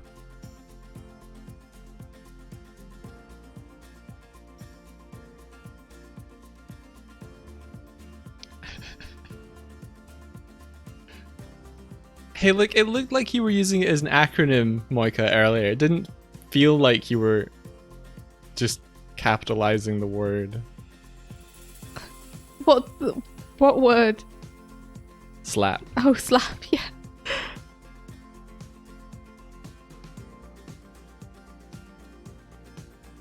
Oh, Nage Design. Yeah.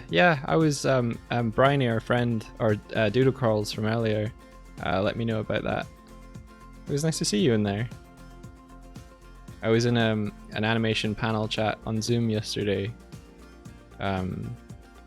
learning about how to market yourself as an animator. Oh yeah, how was that? It was cool. What did you learn? I feel like it was a lot of like motion designers, motion design animators, and like more commercial illustrative animation, which feels like the other side of the animation gene pool. It felt cool to see like how they approached sharing their work and just their attitudes towards like being discoverable, but also being a part of a community. Like they were saying they had one Instagram that they would have weekly takeovers by different artists who would take it for a week and post what they wanted to the, I think that was on the Panimation Instagram. And another speaker, she said that when networking, it's often best to see how you can help others and raise up others than to raise up yourself. And I completely agree with that. That's super cool. It was really insightful. One of the animators, their kind of company name, their brand, they say it so fast that I wasn't catching it. I was like, oh man, they must have said this like so many times over the years that it's just like it's slurred into. It's like its own word, like Kananakapada or something like that. But it's like Kananakapada. I'm like, what? But their animation style is ridiculously cool. Really? Oh man, that's awesome. Yeah, they've kind of like built their brand on like a particular stylization of the human figure, but the reel they were showing, they had such realistic clothing on them that it felt like stop motion, and like all this stuff was moving. They've actually made like stop motion puppets of them as well. And that's so cool. Yeah, it was really cool to see someone who was kind of outside of TV and feature style animation, where it felt like graphic design brought to life through animation. I love this stagger. Yeah, Cabeza Patata, that's it. Wow, Cabeza Patata. They're a power couple too. As well as what other power couple? Us? Oh, are they? All right, so I missed that. Okay, cool. You could drag the head a little bit more here. Drag that head. I don't know if it's possible to watch. Honestly, I think it was recorded, but I don't know where they're going to make it available.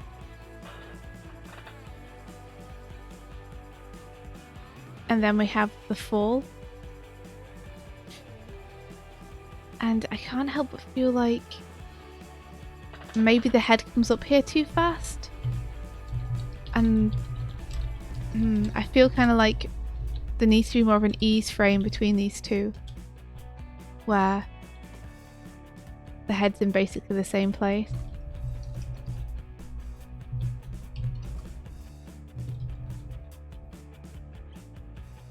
But the pelvis is coming forward and the body's unfurling, and then we get this. So insert frame.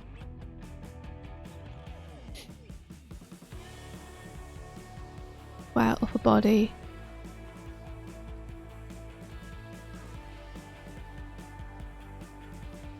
Doesn't move much. Because you'll get like then a ripple of movement through the figure that implies that everything is chain reactioning off everything else. And it makes it feel less like his muscles are engaged and more like what's happening is kind of just like a natural outcome of his knees buckling.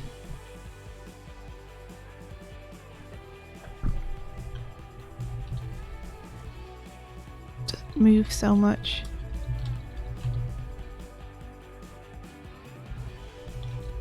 And then have the head thrown up here.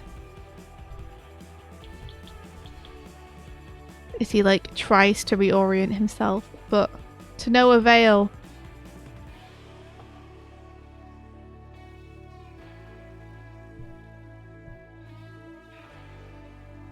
can take me and throw me away. How can the world want me to change? They're the ones that stay the same. Had that song in my head from Treasure Planet. It's good. Yeah. I used to really love the band. It's a very kind of butt rock song, but butt rock is like one of my favorite genres ever. So I adore it. There's like something like honest about how angsty but yet upbeat butt rock songs are. I love them. Okay, and then we have, and I feel like I kind of want his knees to hit first and then his face to plant, rather than him to entirely flop.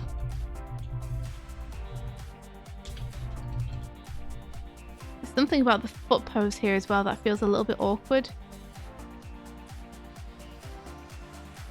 Trying to think how I would fall onto my knees. If I were to fall onto my knees, how would I fall onto my knees? But yeah, I do kind of want...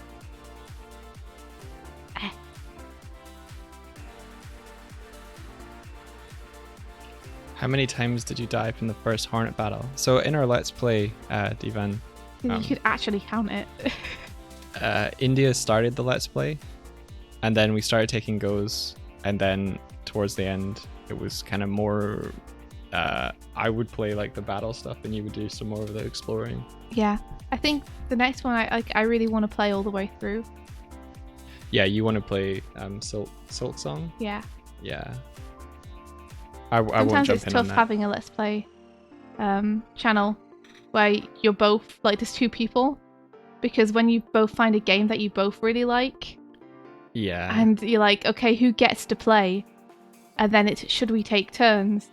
And then it's, well, if one person's better at the game than the other person, like, it kind of becomes like, well, do I want to waste, time? Do I want to waste an hour and 20 attempts trying to do this boss because I want to do it? Or do I want to just give it to the other person? Well, and yeah, it kind of becomes harder to justify playing it if you're not like at a certain level with it. Yeah, the more time you spend attempting the boss, the more editing that needs to be done. Yeah. Yeah. Exactly. Like, and the more people are frustrated watching the episodes, being like, "Oh my gosh, just do this." I think looking back at it now, though, we'd just be like, "Well, did we just have fun?" Like. Well, I mean, that was what we were trying to do back then too. Yeah. Well, what I mean is like, just to have people watch your attempts, and just that, like, I think we were conscious of like wasting people's time. Yeah. Well, so also you wanted them. to have a go and stuff, so. Oh yeah, I was itching for like a good. So like you wanted to take the controller. Yeah. So it made it kind of hard to be like, no, you're not allowed to. I'm just gonna keep. But this time, I really wanna play through the entire game. Yeah, I think I would just wait till we were. Or you could play it. You could play it on your own time, but just not tell me, like not spoil anything. No, I think I'll on this one, knowing that you're like, I want to play all of it. I'm like, that's cool. I don't mind you playing it first, as long as you don't tell me what happens in it. Yeah, but I want to do a fresh reaction. If you did a Let's Play of it, I would want to freshly react to stuff. That makes sense. Hollow Knight's so good. Yeah, it's an amazing game. Hit knees first. Artistic Leo, you're very welcome. Thank you for the kind words. They said it's time for them to go to bed, but keep up the excellent work, everyone. This is super inspiring, and thank you, Doig, for the opportunity to share such remarkable skills back with the community. Aww. Thank you for saying so. Thank you for coming and hanging out with us. Yeah, I think this is really nice, though. Like, I definitely get the feeling of tiredness from him, which is super cool. I want another pose here. I remember Jordan saying that he thought a lot of people would do a really big, like, powerful punch, and he wanted to go for something that was a little less powerful and more, as you said, like tired and fatigued. Good call, I think. It's always nice to see like slightly different stuff.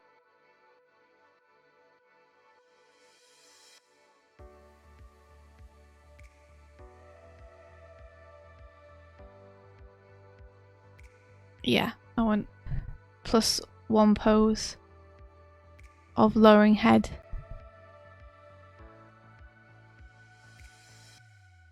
It actually makes it harder to watch someone play something when you have already played it, because you want to help them. Yes. And you can't. And you can't like suggest things because you're suggesting them from a place of knowing. So we did that for Breath of the Wild, where I've played through it all, or I've played through the main quest. It was helpful in some instances. Yeah. India had some grandiose ideas. Where am I going? And you were like, so have a look at the objective again. And I was like, oh. Tonico says this was great feedback. Oh, that's awesome. I'm glad you think so, Tonico. If you ever wanted to do some feedback on one of these sessions as well, we'd love to have you as like a guest. Yeah. A guest reviewer. Because there's obviously like there's a hard limit to my expertise here.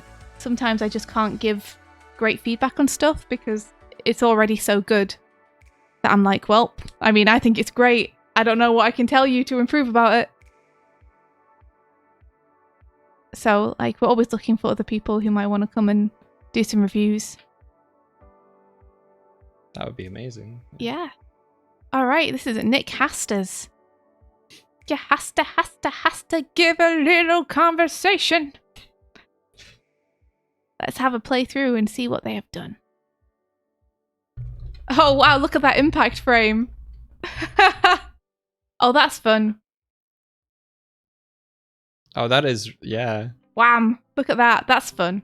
That's really I can tell cool. You had a good time drawing that. Yeah. Get those impact frames. Okay, I have a couple of notes that I could give you.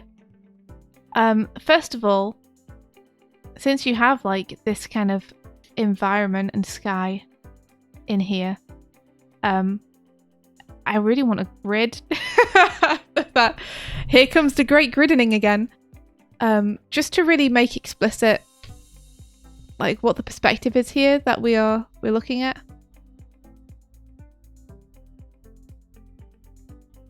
You know, I'm assuming it's something like this.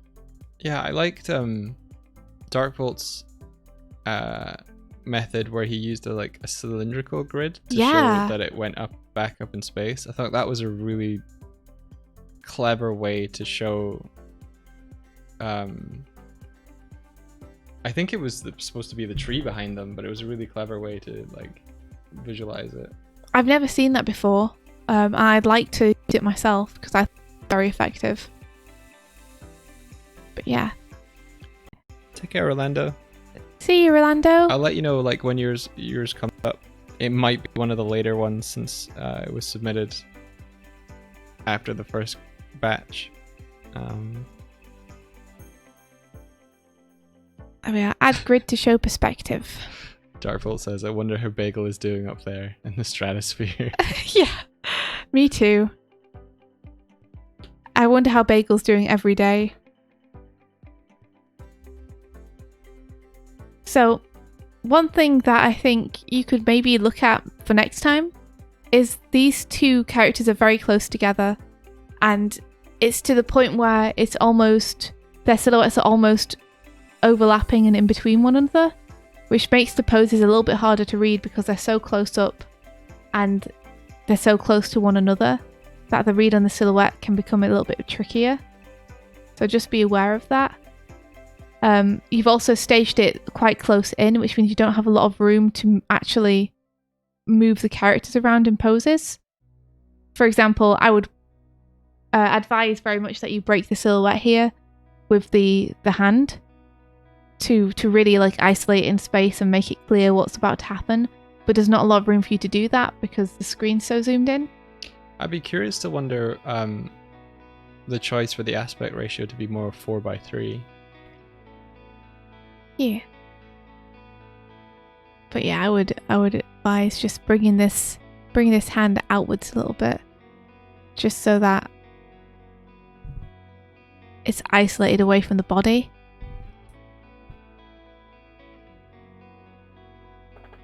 Yeah.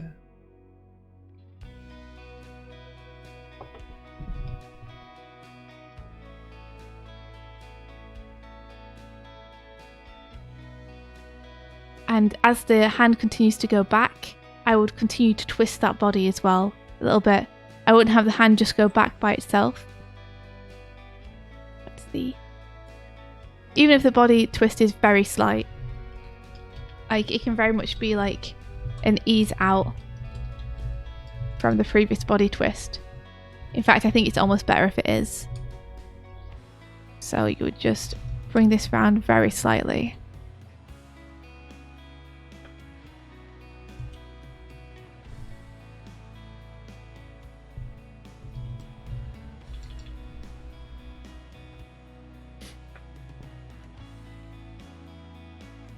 And then that would bring you to rotate this around very slightly too. It would be like a very nuanced movement, but I think it would be worth it. Like to feel like there's a sense of 3D space going on with the character. Yeah, and then you'd want to push this leg just in a little bit as well. So the entire body kind of feels like it's rotating around slightly. Move that leg in and move that ankle down. There we go.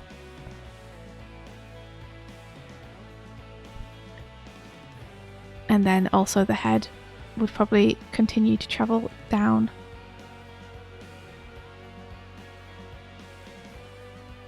Like so. And then we burst out of that into this. I like that you're using smear frames here. There's something in the leg movement here. No, the leg is coming up, so that's totally fine. In that case, you want to make sure that this back leg is really like obviously planted. So make sure that they're pushing forward from the origin where the foot would be. So we can kind of even imagine the foot off screen being the hinge for this. Really pushing off there, like. Yeah, just make sure that leg's super planted because that's the one that you're pushing the weight off. And also watch this back shape here bulging out a little bit too much. I think it'll be more like this.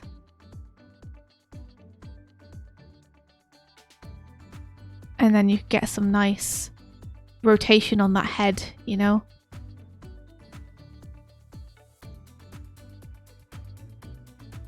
I recommend putting the ear on, just because the ear is like, it's a great waypoint for your head that you can use to show rotation.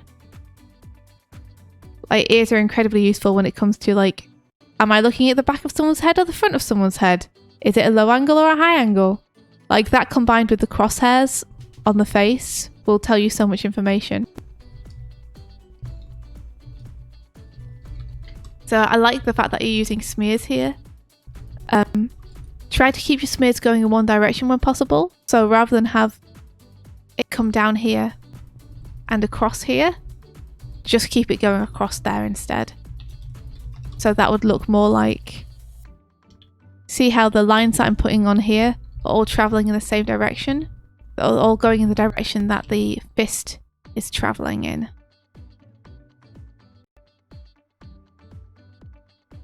That will create like a sense of blur and movement in that direction.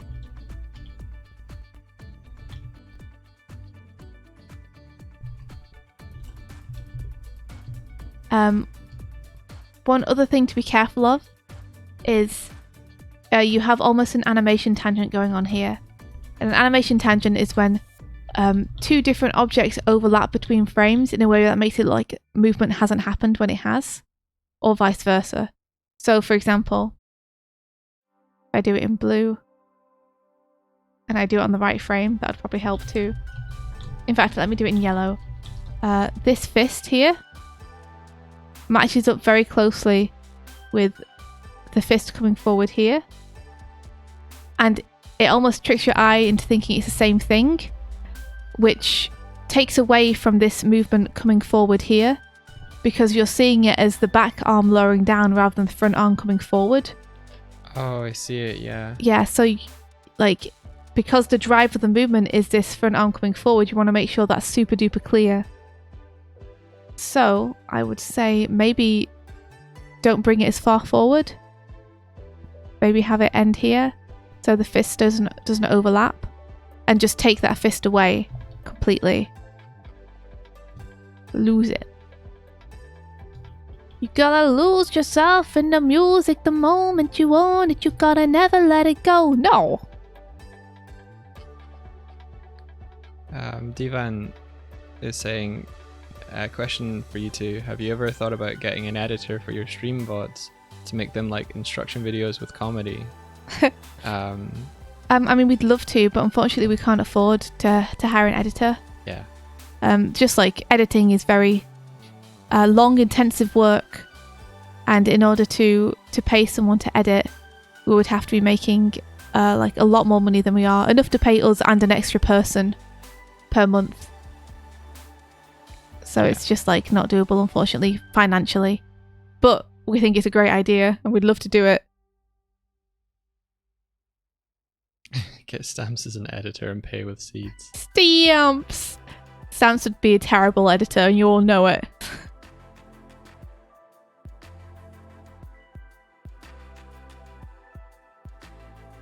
So try and find some way to clear that silhouette a little bit. And then we're up here with the punch. With the punch. And again, just adjust that back shape a little bit to make it very clear that we're seeing the back of them. Like, just be very clear with that shape and be careful that it doesn't get too boxy. The smear continues. The soul still burns. Well, I would like to offer to do some of the VODs for free because I really want to do some editing. If you're okay with it, I want to make an editing portfolio, but I don't make videos. Oh man. So this would be helping you while also helping myself. I mean, we would love that, but also we have a policy where we don't like asking people to do work for us for free, even if they're volunteering. Even if they're like, let me do this for you, I want to do this for you. Like, we still feel like we want to pay people what they're worth so that they understand that like their work is valuable to us and their time is valuable to us.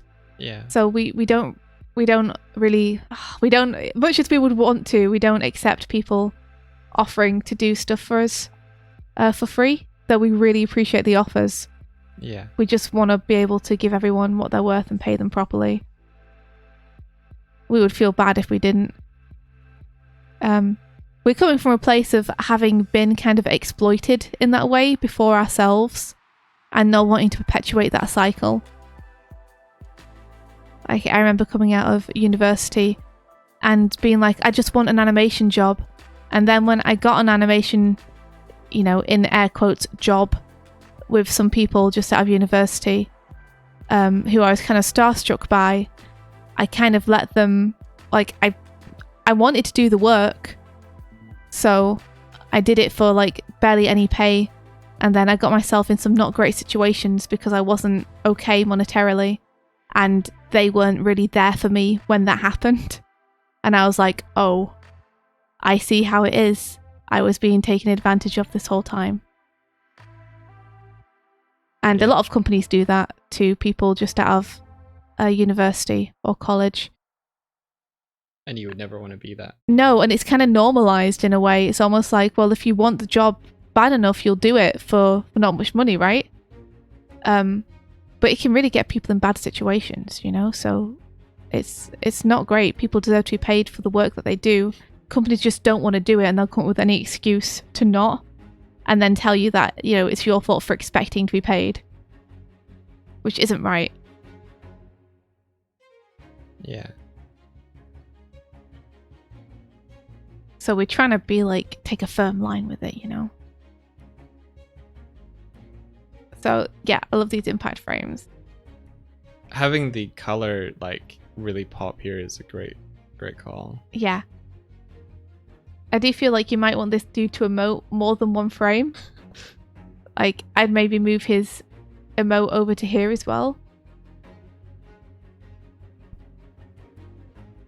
Just so that we have like time to register it. And you could actually roll an anticipation into the shock as well. So that he kind of pops up in the next frame.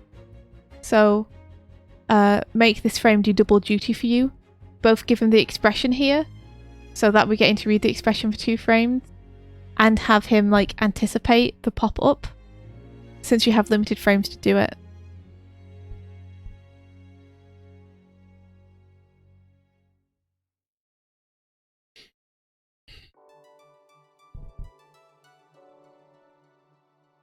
And then we have wham!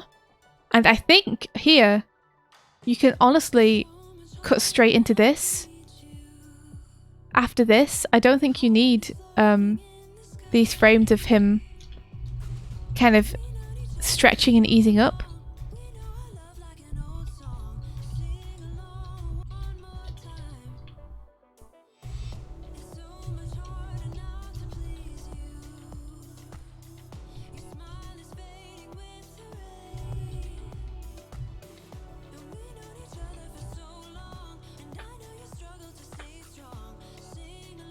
Hey there, Sephi. Thanks for coming by. Hello. I could probably just say this now since you're writing notes and stuff. So Yeah. is editing something that you want to? That's kind of like what you want to do as as your first kind of career stuff. Divan is Declan, isn't it? Yeah. Yeah. Okay, Declan. Because they're saying that they want to. It's a skill you want. That way you're not just an animator, but can help in the editing parts as well. Right, gotcha. So you're an animator, but you want to be able to edit things to get a sense for... Your main job goal is storyboarding. Right, gotcha. Okay. I guess... But Australia isn't that open to it. Gotcha. I mean, I think there's a little bit more opportunity now for freelancing remotely, since studio buildings are a little more closed. But I see where you're coming from.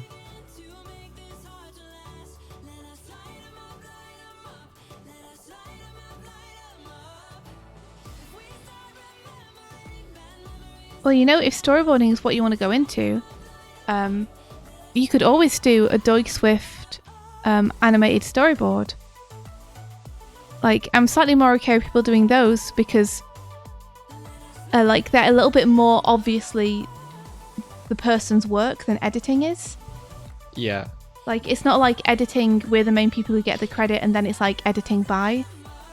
For storyboards that people do, they can just share at will whatever they do and use it for portfolios and stuff, then it's very explicitly just their work and we're the side note, like we're the like audio from. Yeah. You know, so if you wanted to go into storyboarding, then Mike and I geek out every single time we see someone do an animated, like a storyboard of one of the moments from the streams. Because it's just amazing to see people do that kind of thing.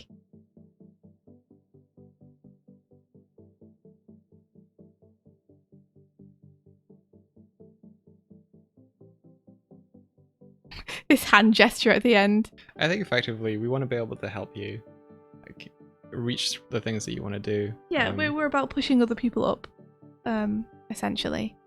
Rather than them pulling us up. Yes, we definitely don't want people to sacrifice their time and energy into making like our lives easier with editing and such if we can't pay them for their time and make it into like a proper job for them.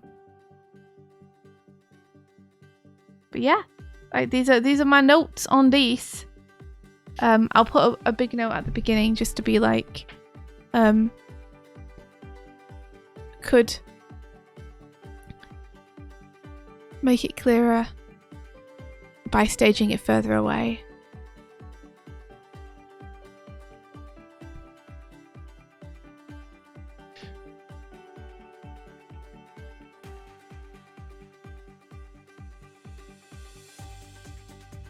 About a middle ground. You storyboard the educational parts of the VOD, which helps give people drawing tips.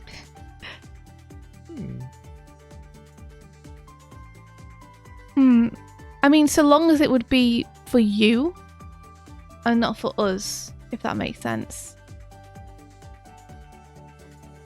Like I said, I would want you to be the person who's like pushed up by that the most. Yeah.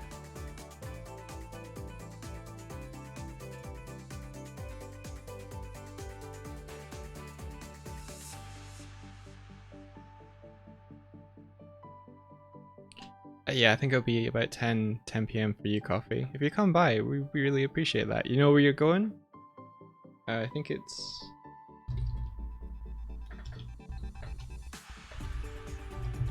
I think it is...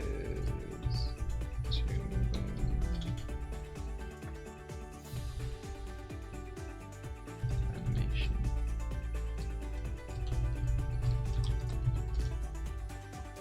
Oh, did I get it wrong?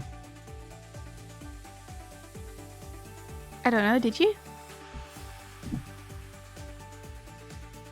No, I got it right. Cool. That's where it's going to be. The impact frame has a quality butt, does it? Oh, it does. Quality butt. Quality butt. Quality butt. Butt. I never know where I'm going. Oh, this is going to be probably the last one I do today, Mike, because I think we have enough left to do one more session tomorrow. And then we'll have got through all of them. What was that? I said I think this is going to be the last one that I do for today because we have enough left that we would have a good session tomorrow. Okay. Cool. To finish it off. We have 1, 2, 3, 4, 5, 6, 7 left. Where are you in the... Because you jumped ahead. I haven't jumped ahead. Have I? Yeah. Oh no! I have. I've missed a bunch. Yeah. Oh no! Oh no! But it's 10 o'clock. Kevin still isn't working. Refresh. Kevin's should Okay. should be working now.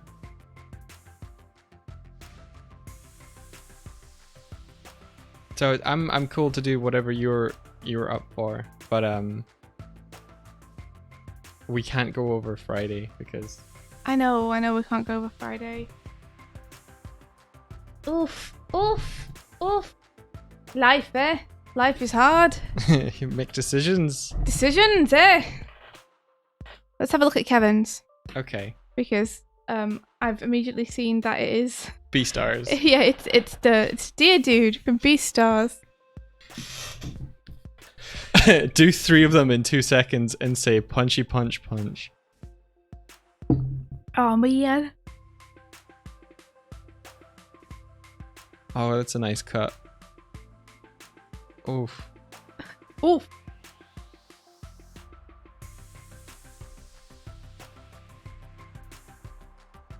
See, the one bit I'm not understanding is this. I think it's a close... Yeah, it's a close-up. It's just very rough. It's because the line quality changes so much. But yeah, this is a close-up of the punch and then the tiger's eyes opening. I have a feeling that since this was done in Blender, that maybe Kevin drew the punch fist and then afterwards decided to zoom in because it feels like the strokes increase in size. Mm-hmm. I think he's like, oh, this would be so good if it's like right up in there. And then we get like another cut of the punch again. Okay, Ooh. now I know what's happening. Yeah. I'll play it again. Kevin was also trying to do this while watching Doig play Bloodborne. I'm sorry. Nice. Heck yeah. I love the hands on the deer. Like particularly this bit. Nice hands. And also this expression on the the tiger. That is yes. great. Yes to that. Yeah, now that I know what's happening, the double punch is reading, I believe. Yeah, I think this is a good example of like saying it twice. Yeah. Yes. Thank you for the follow, Super Nadia. How you doing? How are you getting on? Kevin is so good. Yeah. Yeah, he's great. I'm trying to figure out, there's something about this beginning zoom in that I think isn't working for me with head rotate. I think it's between these two frames. I think maybe this frame feels a bit too extreme, because this frame almost feels less extreme in terms of the angle of the jaw, but it feels like it should be slowing round to it. So I think if you just adjust this frame slightly on the zoom in, then it will feel a little bit smoother. So I would. So on your about that you use Blender, is that for getting references to draw, animating 3D, or do you use it just for 2D animation? I personally have used Blender for a whole bunch. I used to work in games, so I've made 3D props and models and animated characters in Blender environments. So that side of things. I also use it for previs, for animation. I've used it for 3D sets to comp with 2D. So in the recent Magnum Bullets video, some of the environments are 3D in that, having the camera move through. Particularly the scene where it zooms out of the wolf's hideout. That was a 3D set. There was sort of a weird hybrid eventually, because it started out as a 3D mock-up that India used to animate over, and then I recreated it as 2D planes. It was just I was trying to get the painted effect so it didn't look lit and rendered. If I were to do it again, I would have a better idea of what I was doing, but I need to learn Blender. I modeled a donut. Nice. Awesome, Tonico. And then more recently I've been experimenting with their 2D grease pencil stuff, which is really cool. As you can see here, Kevin's able to play around with having that static character and then zooming in on the drawing. Yeah, I think one of the things that is throwing me a little bit with the staging is that, so we're kind of behind him, right? Yeah. And we're kind of point of view coming towards him, and he's realizing that we're kind of sneaking up on him. Yeah. And then we're cutting to the result, which is the tiger punching. Yep. But it feels like the tiger should be punching from the other side, because we've been approaching from this angle. See. I think maybe... And then he attacked from this angle in front of him. I think probably what's happened is the deer guy has saw that he's coming, and he stepped into a block toward the attacker. But then the attacker should still be coming from this way, right? Screen right. No, I think have we broken the 180 degree rule? I think the camera is shifted 90 degrees, so I think what you've got is... Yeah, hold on, so I'm just going to draw a little frame here. So this is the deer dude, and the tiger dude is going to attack him here, and we're like shooting from this angle here. And then in this shot, where's the camera cutting to? That's the tiger dude? I think it's cutting to here. So that's breaking the 180 degree rule. Because, whoops, my camera. Because the line that the characters are on has been crossed over by the camera. Because so long as we stay behind this line and shoot, they're consistently on the same side as one another, left and right. But as soon as we flip over that line, we are flipping their positions. And if you start off with momentum coming from right to left and then cut and they've switched position, yeah, then you kind of lose that momentum. Fair enough. So I'll just put a little note and say, watch out. So you would have expected Tiger Guy to I'll do a little doodle. Yeah. Would you not?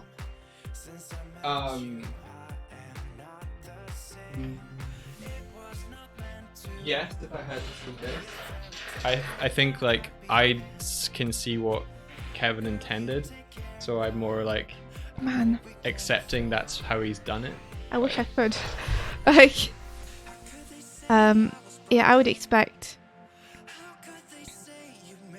maybe this kind of thing. But So excuse my very rough doodles here. But it's interesting because he's keeping the deer screen right, and he starts screen right, and he remains screen right. Yeah, but the tiger is shown to be even more screen right than the deer to begin with. Right. Because it's staged as a point of view shot. Gotcha. Yeah, because we're coming from right to left toward him. So we're further right than he is.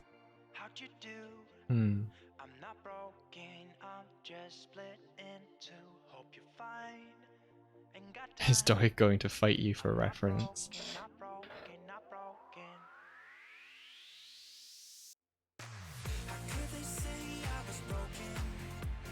So I would have the deer turn, just blocking a punch coming from the tiger dude. The tiger dude. I need his head to be further forward to sell the punch.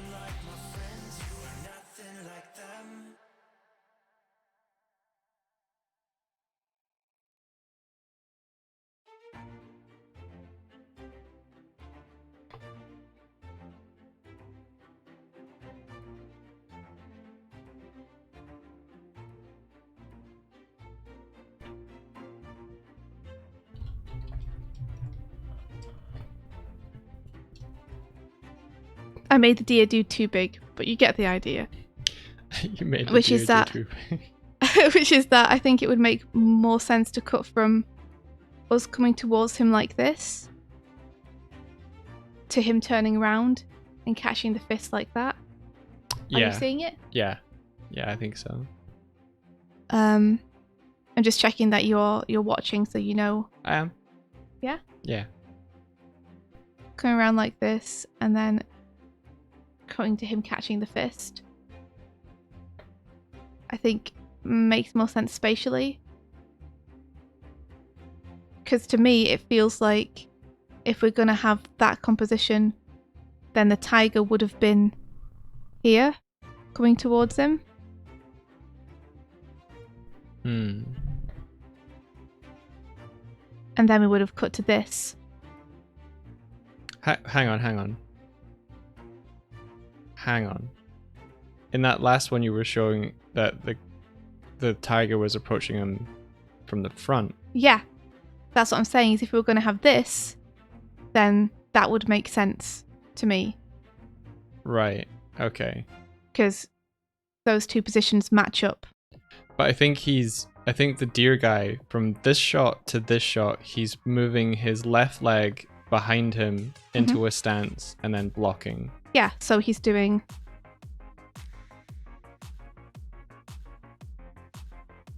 this and blocking.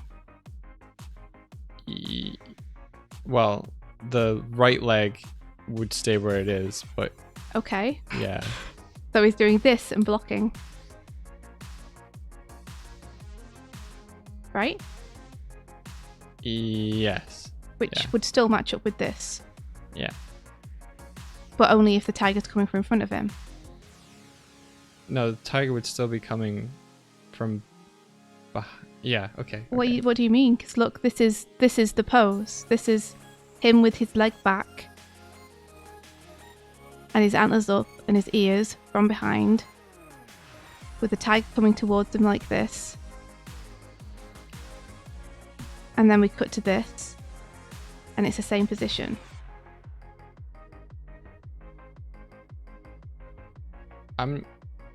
not following what you're saying. I'm sorry. I'm not following what you're saying. I'm very confused. I'm trying to understand where you're coming from.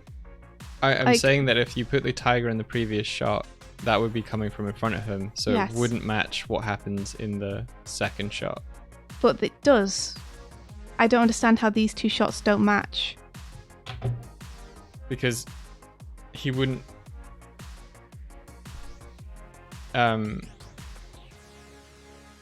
Because of the way that you drew over, he would be facing the wrong way to block the tiger. What do you mean? Like, he's facing the same direction.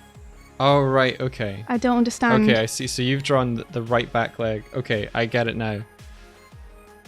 You haven't drawn it as if the deer has turned to block the punch. You've just drawn as if he's stepped back or stepped into blocking the initial attack here. Yeah, the deer is facing the same direction. This is the back of him. Right, okay. This is the hand that is thrown up to block. Now These two images are the same. Just one is being shot from one way and one the other. The camera being here. Gotcha. This is the camera. And one is being shot from the camera being here. I see what you're doing. Yeah. You see how these two are the same composition? Like, they make sense together. Tiger's coming from in front. Deer goes to block. I don't know if it's necessarily broken the 180 rule. I mean, this is me illustrating to you that it has. Okay. So, like, I need you to stay with me for just a sec. Gotcha. You see how the tiger's coming from in front here? Oh, I see it. Yeah, I see it now. I see it. Yeah. Do you? Yeah, no, yeah, I see it now. It's coming from in front. We're behind the deer. The deer raises his hand to block. They're in the same positions here.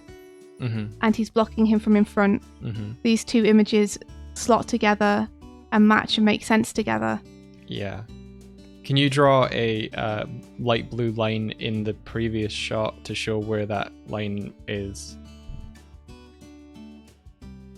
Yeah. So yeah.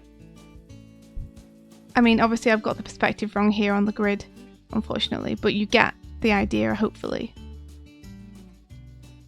Because the grid goes like, it's much flatter than I've drawn it with the line, but you see, that would make sense.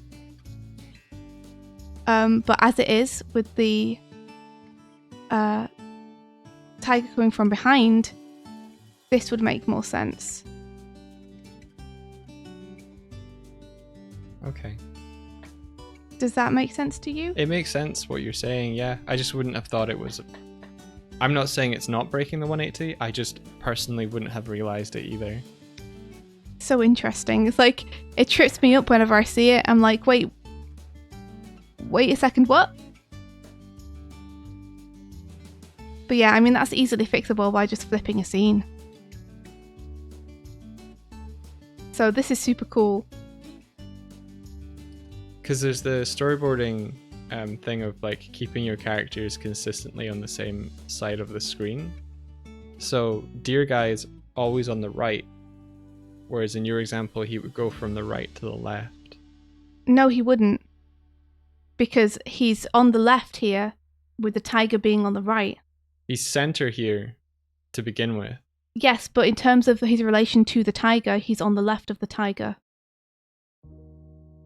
If we were to pull back the camera just a little bit, the tiger would be coming in here.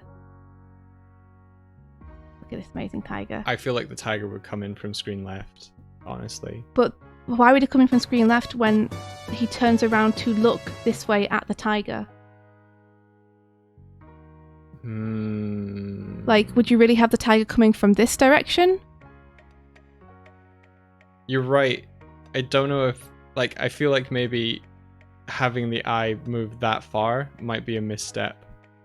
Because if the deer were I don't think it's a misstep, so long as the tiger's coming from the right, which is what that's signifying to me. Yeah. Is that we are the tiger and he's turning around to see us and we're coming from the right. Well, So, to me, like, in terms of his relation to the tiger, he is left of the tiger.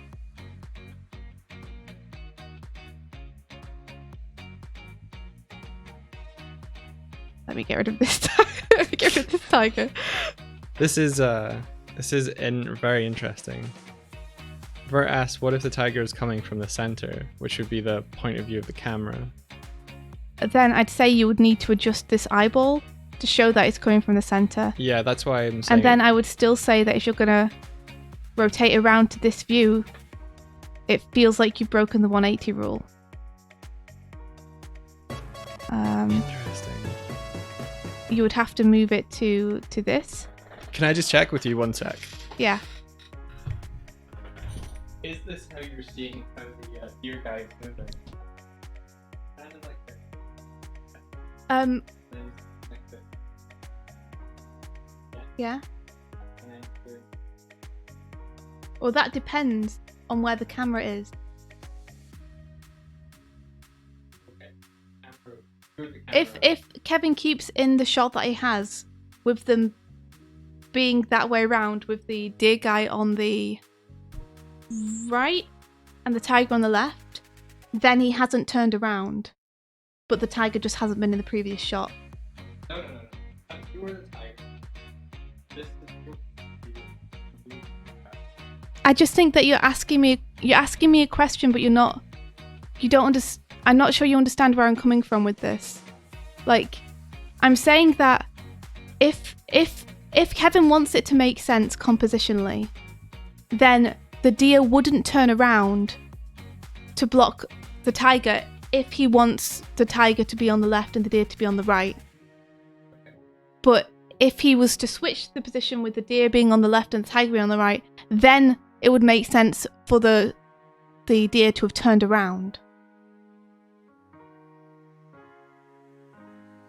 So whether he turns around or not, it's kind of dependent on whether you want to have him on the left or on the right. Okay. I think the intent originally for Kevin doing the scene was for the deer to turn around. I think that was the original intent. Yeah, like independent camera shooting. Yeah. Mhm.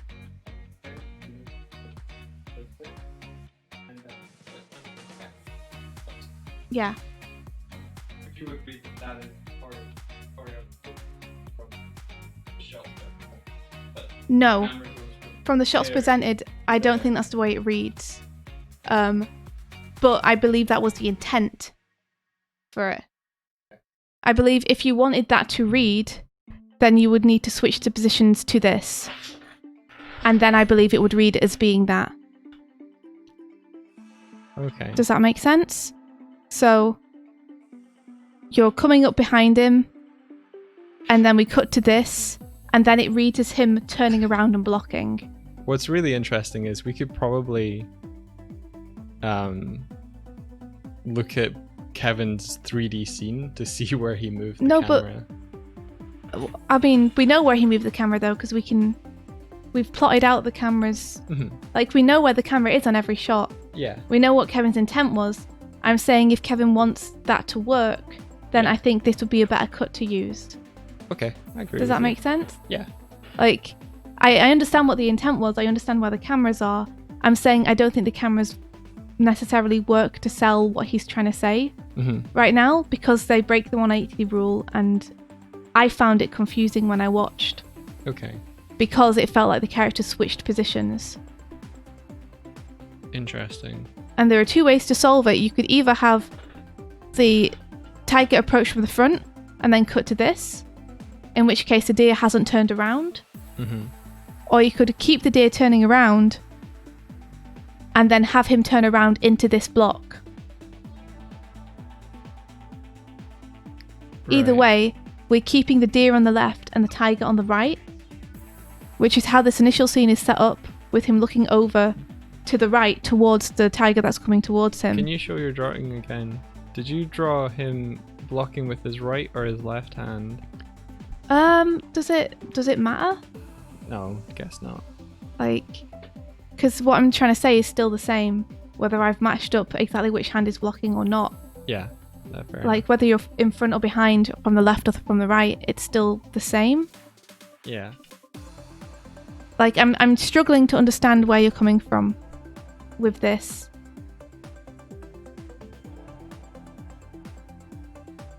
It has to be said.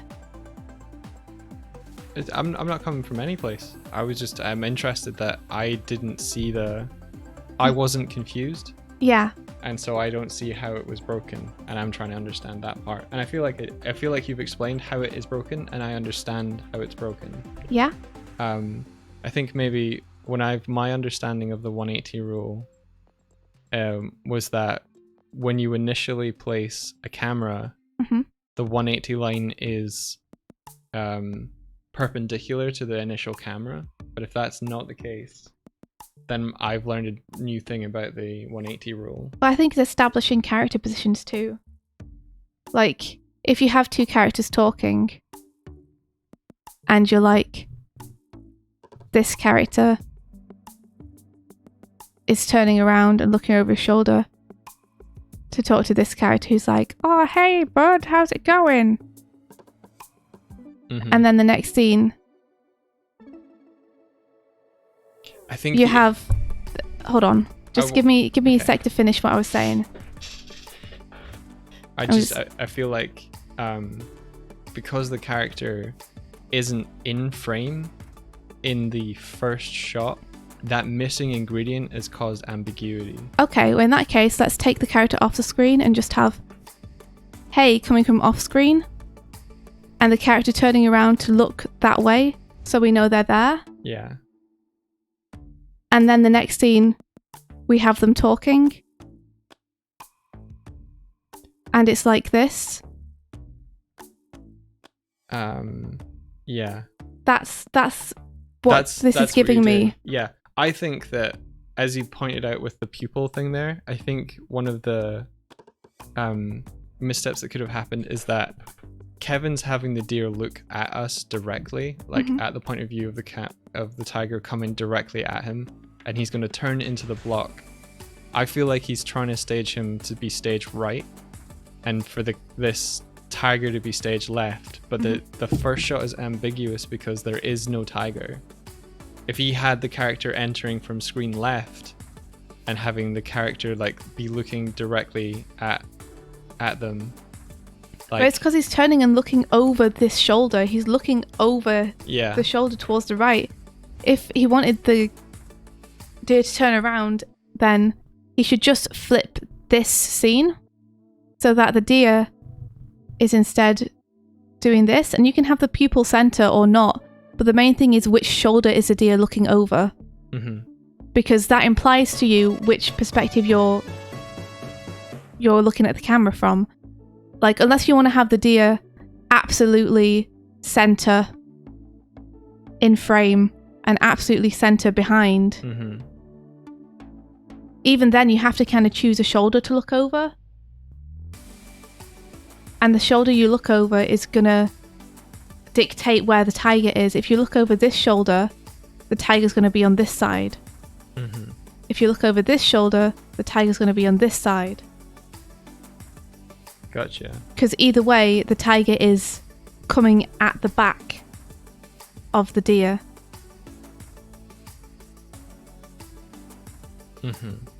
Yeah, I think this illustrates it really well. I think having nothing appear in the first shot, you have to rely on additional information, i.e. the eye direction, to show that's where he's looking. And I feel like the model of the deer character, if you go to the frame where he's looking over his shoulder, I feel like he's supposed to be looking straight at us. Even if he is, like I said, the fact that his back is facing 3/4 this way and he's looking over this shoulder tells us that the threat is coming from this direction. I would disagree. I think he's meant to be looking straight at us. Even if he's looking straight at us, what I'm saying is, even if he's looking straight at us, the body posing shows us that the threat is coming from that direction because of which shoulder he's looking over. Okay. If he was looking over the other shoulder and his back was tilted in the other direction, then it would read differently. It doesn't necessarily matter where his eye is.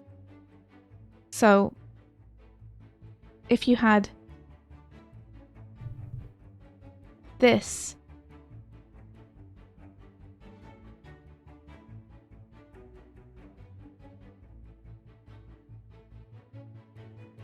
with him turning around that way, it would feel like the tiger coming from behind should be coming from this direction.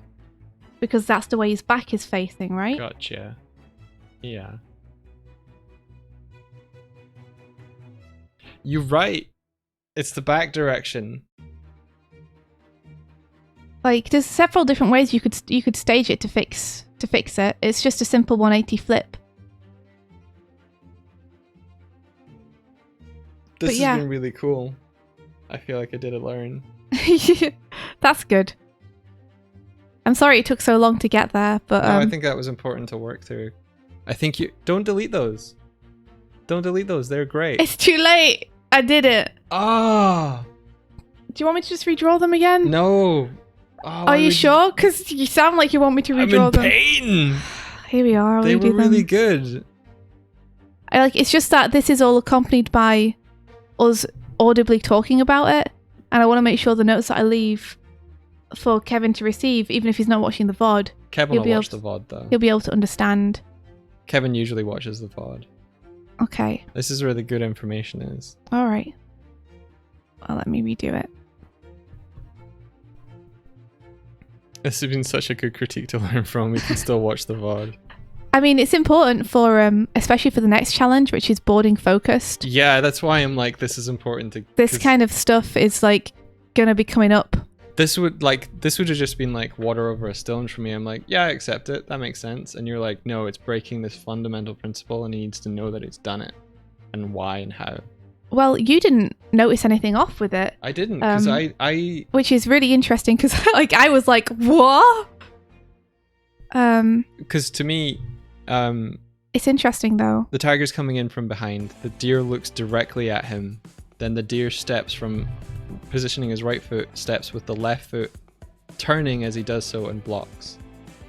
And to me, the camera then turns 90 degrees to look at that stance face on. But if this is the 180 degree rule for me, and the camera is doing this, then the camera doesn't pass this line by going 90 degrees. But the established character positions switch, and that's confusing. And I didn't see that they do switch. And I think there's reasons why that. I think there's reasons you could change in the first shot that this next shot would still work. But I mean, I think you've this is heard the my gray take. area. Yeah, I think this is the gray area where we got Ungaver, we got 30 we got submissions. over 30 submissions. So Tonico, as a boarder, please, what's your thoughts? Yeah, feel free to weigh in, Tonico. I love that we have a ring-a-ding bling bling and a string bing in the chat right now. There's so many rings. So just to continue while we wait in case Tonico's gonna post up his thoughts. With this pose, I'd just move the navel a little bit because I think the twist of the body, the center line would be slightly forward to where it is right now. So just to push that pose a little bit, I would adjust that center line there.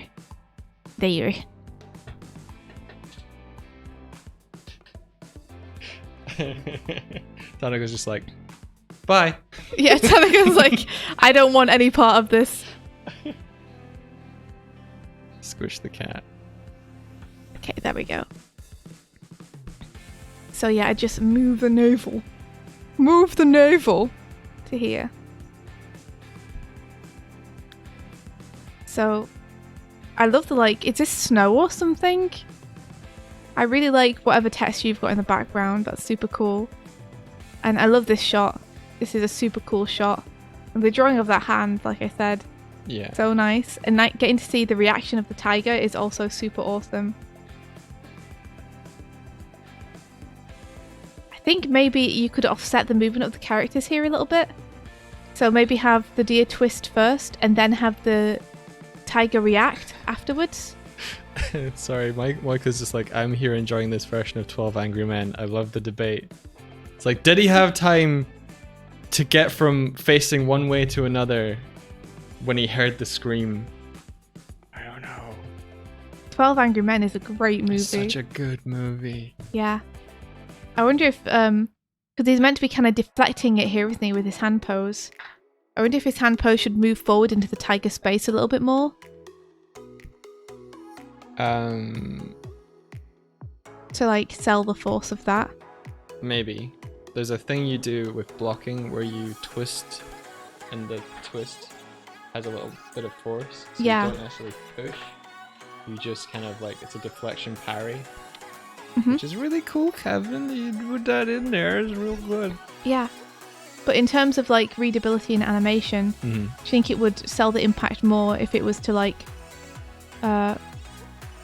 infringe more upon the tiger's space? I think if you exaggerate it here, it might read better for the viewer, but I feel like the choice of having the restrained deer character showing his like fighting technique, I think it's more appropriate for him to not like move too much to show that he can deflect this really big attack. Okay, well in that case, I think you need to create some negative space between that and the hand immediately. So Gotcha. I would make sure that you're showing, if you're not showing the force through the deer's movement itself, you need to show the force through the reaction of the character So is being he, acted upon. Yeah, is Kevin showing the block twice as well as the punch twice in this? No, this is a continuation of this shot. Oh, so he... And then he switches to this hand pose. Oh. You see, this is why I'm saying we could make it clearer. Right, okay. I'm following now. I wasn't doing the scrubbing, so I wasn't sure which frame was. But I thought he was doing this. But what he's doing no, is he's just twisting his hand like you said. Right, okay. But I think if we're not going to show, if we're going to keep his movements restrained, because like you said, it suits the character, then I think the force of that move needs to be shown through the tiger's reaction. So I think you should force that arm further screen left here to like show it being deflected. Oops. Immediately. And then you can have, potentially you could delay the tiger's facial reaction, which might be fun. So everything is kind of offset from everything else. So he's kind of still like, I hit him. Oh, wait, no, I didn't. So the hand goes first, and then we get the tiger squeezing his eye shut after that deflection happens.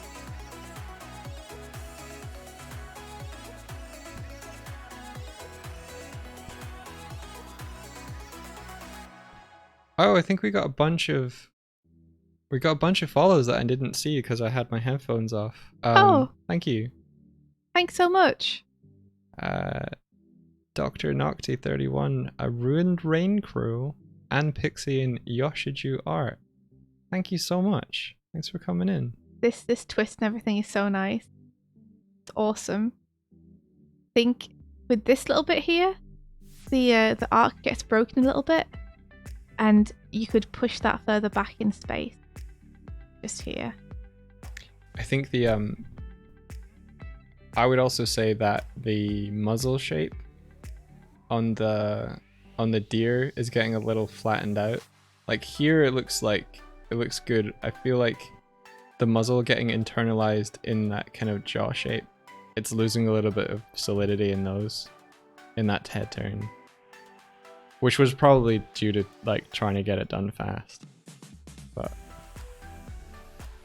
let me just move this note over to make sure that it's on the right frame. Okay. And then probably start sending that backwards here. Oh man! Whenever I draw in the wrong frame, it's so irritating. Like, just breaks you out of the flow of drawing.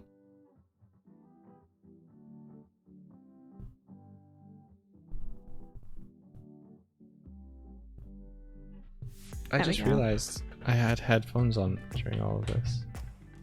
There you go. So let's see, the muzzle shape you say is getting lost. I mean, it's only one frame though.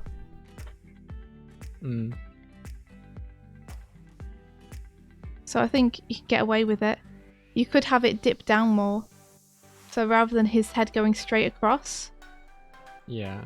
If you instead give him like a dip down of his head, then you can maintain a bit of that muzzle. Yeah, that immediately reads better for me.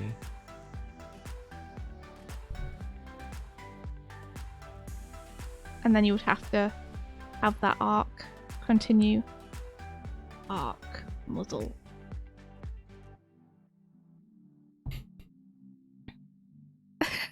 And then this is super fun. I would love to see this bit proofed up a bit, because it looks like it's going to be great with the tiger's face forced super close to the camera like that. It's nice, yeah. Yeah. And then we get a repeat of that. This is wonderful. I love that frame so much. Having the arm bend and be cartoonified as well is really great. Yeah, look at that smear as well with the eyes. So fun. Yeah, I don't have any notes on this end bit. I think this end bit is great. I think just increasing the arc on that that fist as it comes back, which means that you actually might need to bring it forward a little bit here. Super solid work, Kevin. And bring it forward a little bit here as well, just so that the arc is super explicit. Look at the way he's got the antlers as well, kind of moving moving in volume, and then smearing as they go. Oh, that's cool. Yeah, nice work. Those antlers, that's a tough thing to do. And there's a little bit of a cheating between here and here. You can tell, like, they're so close together here, and then not very close together here. But, like, I love this pose with the antlers coming forward. I think it's wonderful. Mm-hmm. Yeah, I'd just give it more of an arc there. Like Mike said, dip the head down. Other than that, I think the only issue I have is just a staging at the very beginning, which could be solved just by changing the first shot slightly. Yeah. If you just flipped that shot, I think it would read. Want to know something almost worse than not safe for work Hornet art? Wait a minute, not safe for work Hornet art? Really? Oh, man. Not safe for work everything. I guess so. Yeah, never look for art of any character ever. It's always one. Oh. But yeah, awesome work, Kevin. Like, so cool to see you like animating these really complex characters too. Super nice. Alright, I'm like, we're gonna have to call it today, Mike, because it's like fine. nearly 11. Okay. And I can't work super late tonight because we have the meeting. Yeah, no, it makes sense. Alrighty. But we'll have to continue these tomorrow. And I promise I'll get through them all. I'ma follow. I promise I will. And then we'll figure out a way to get all these... Get this system working better next week.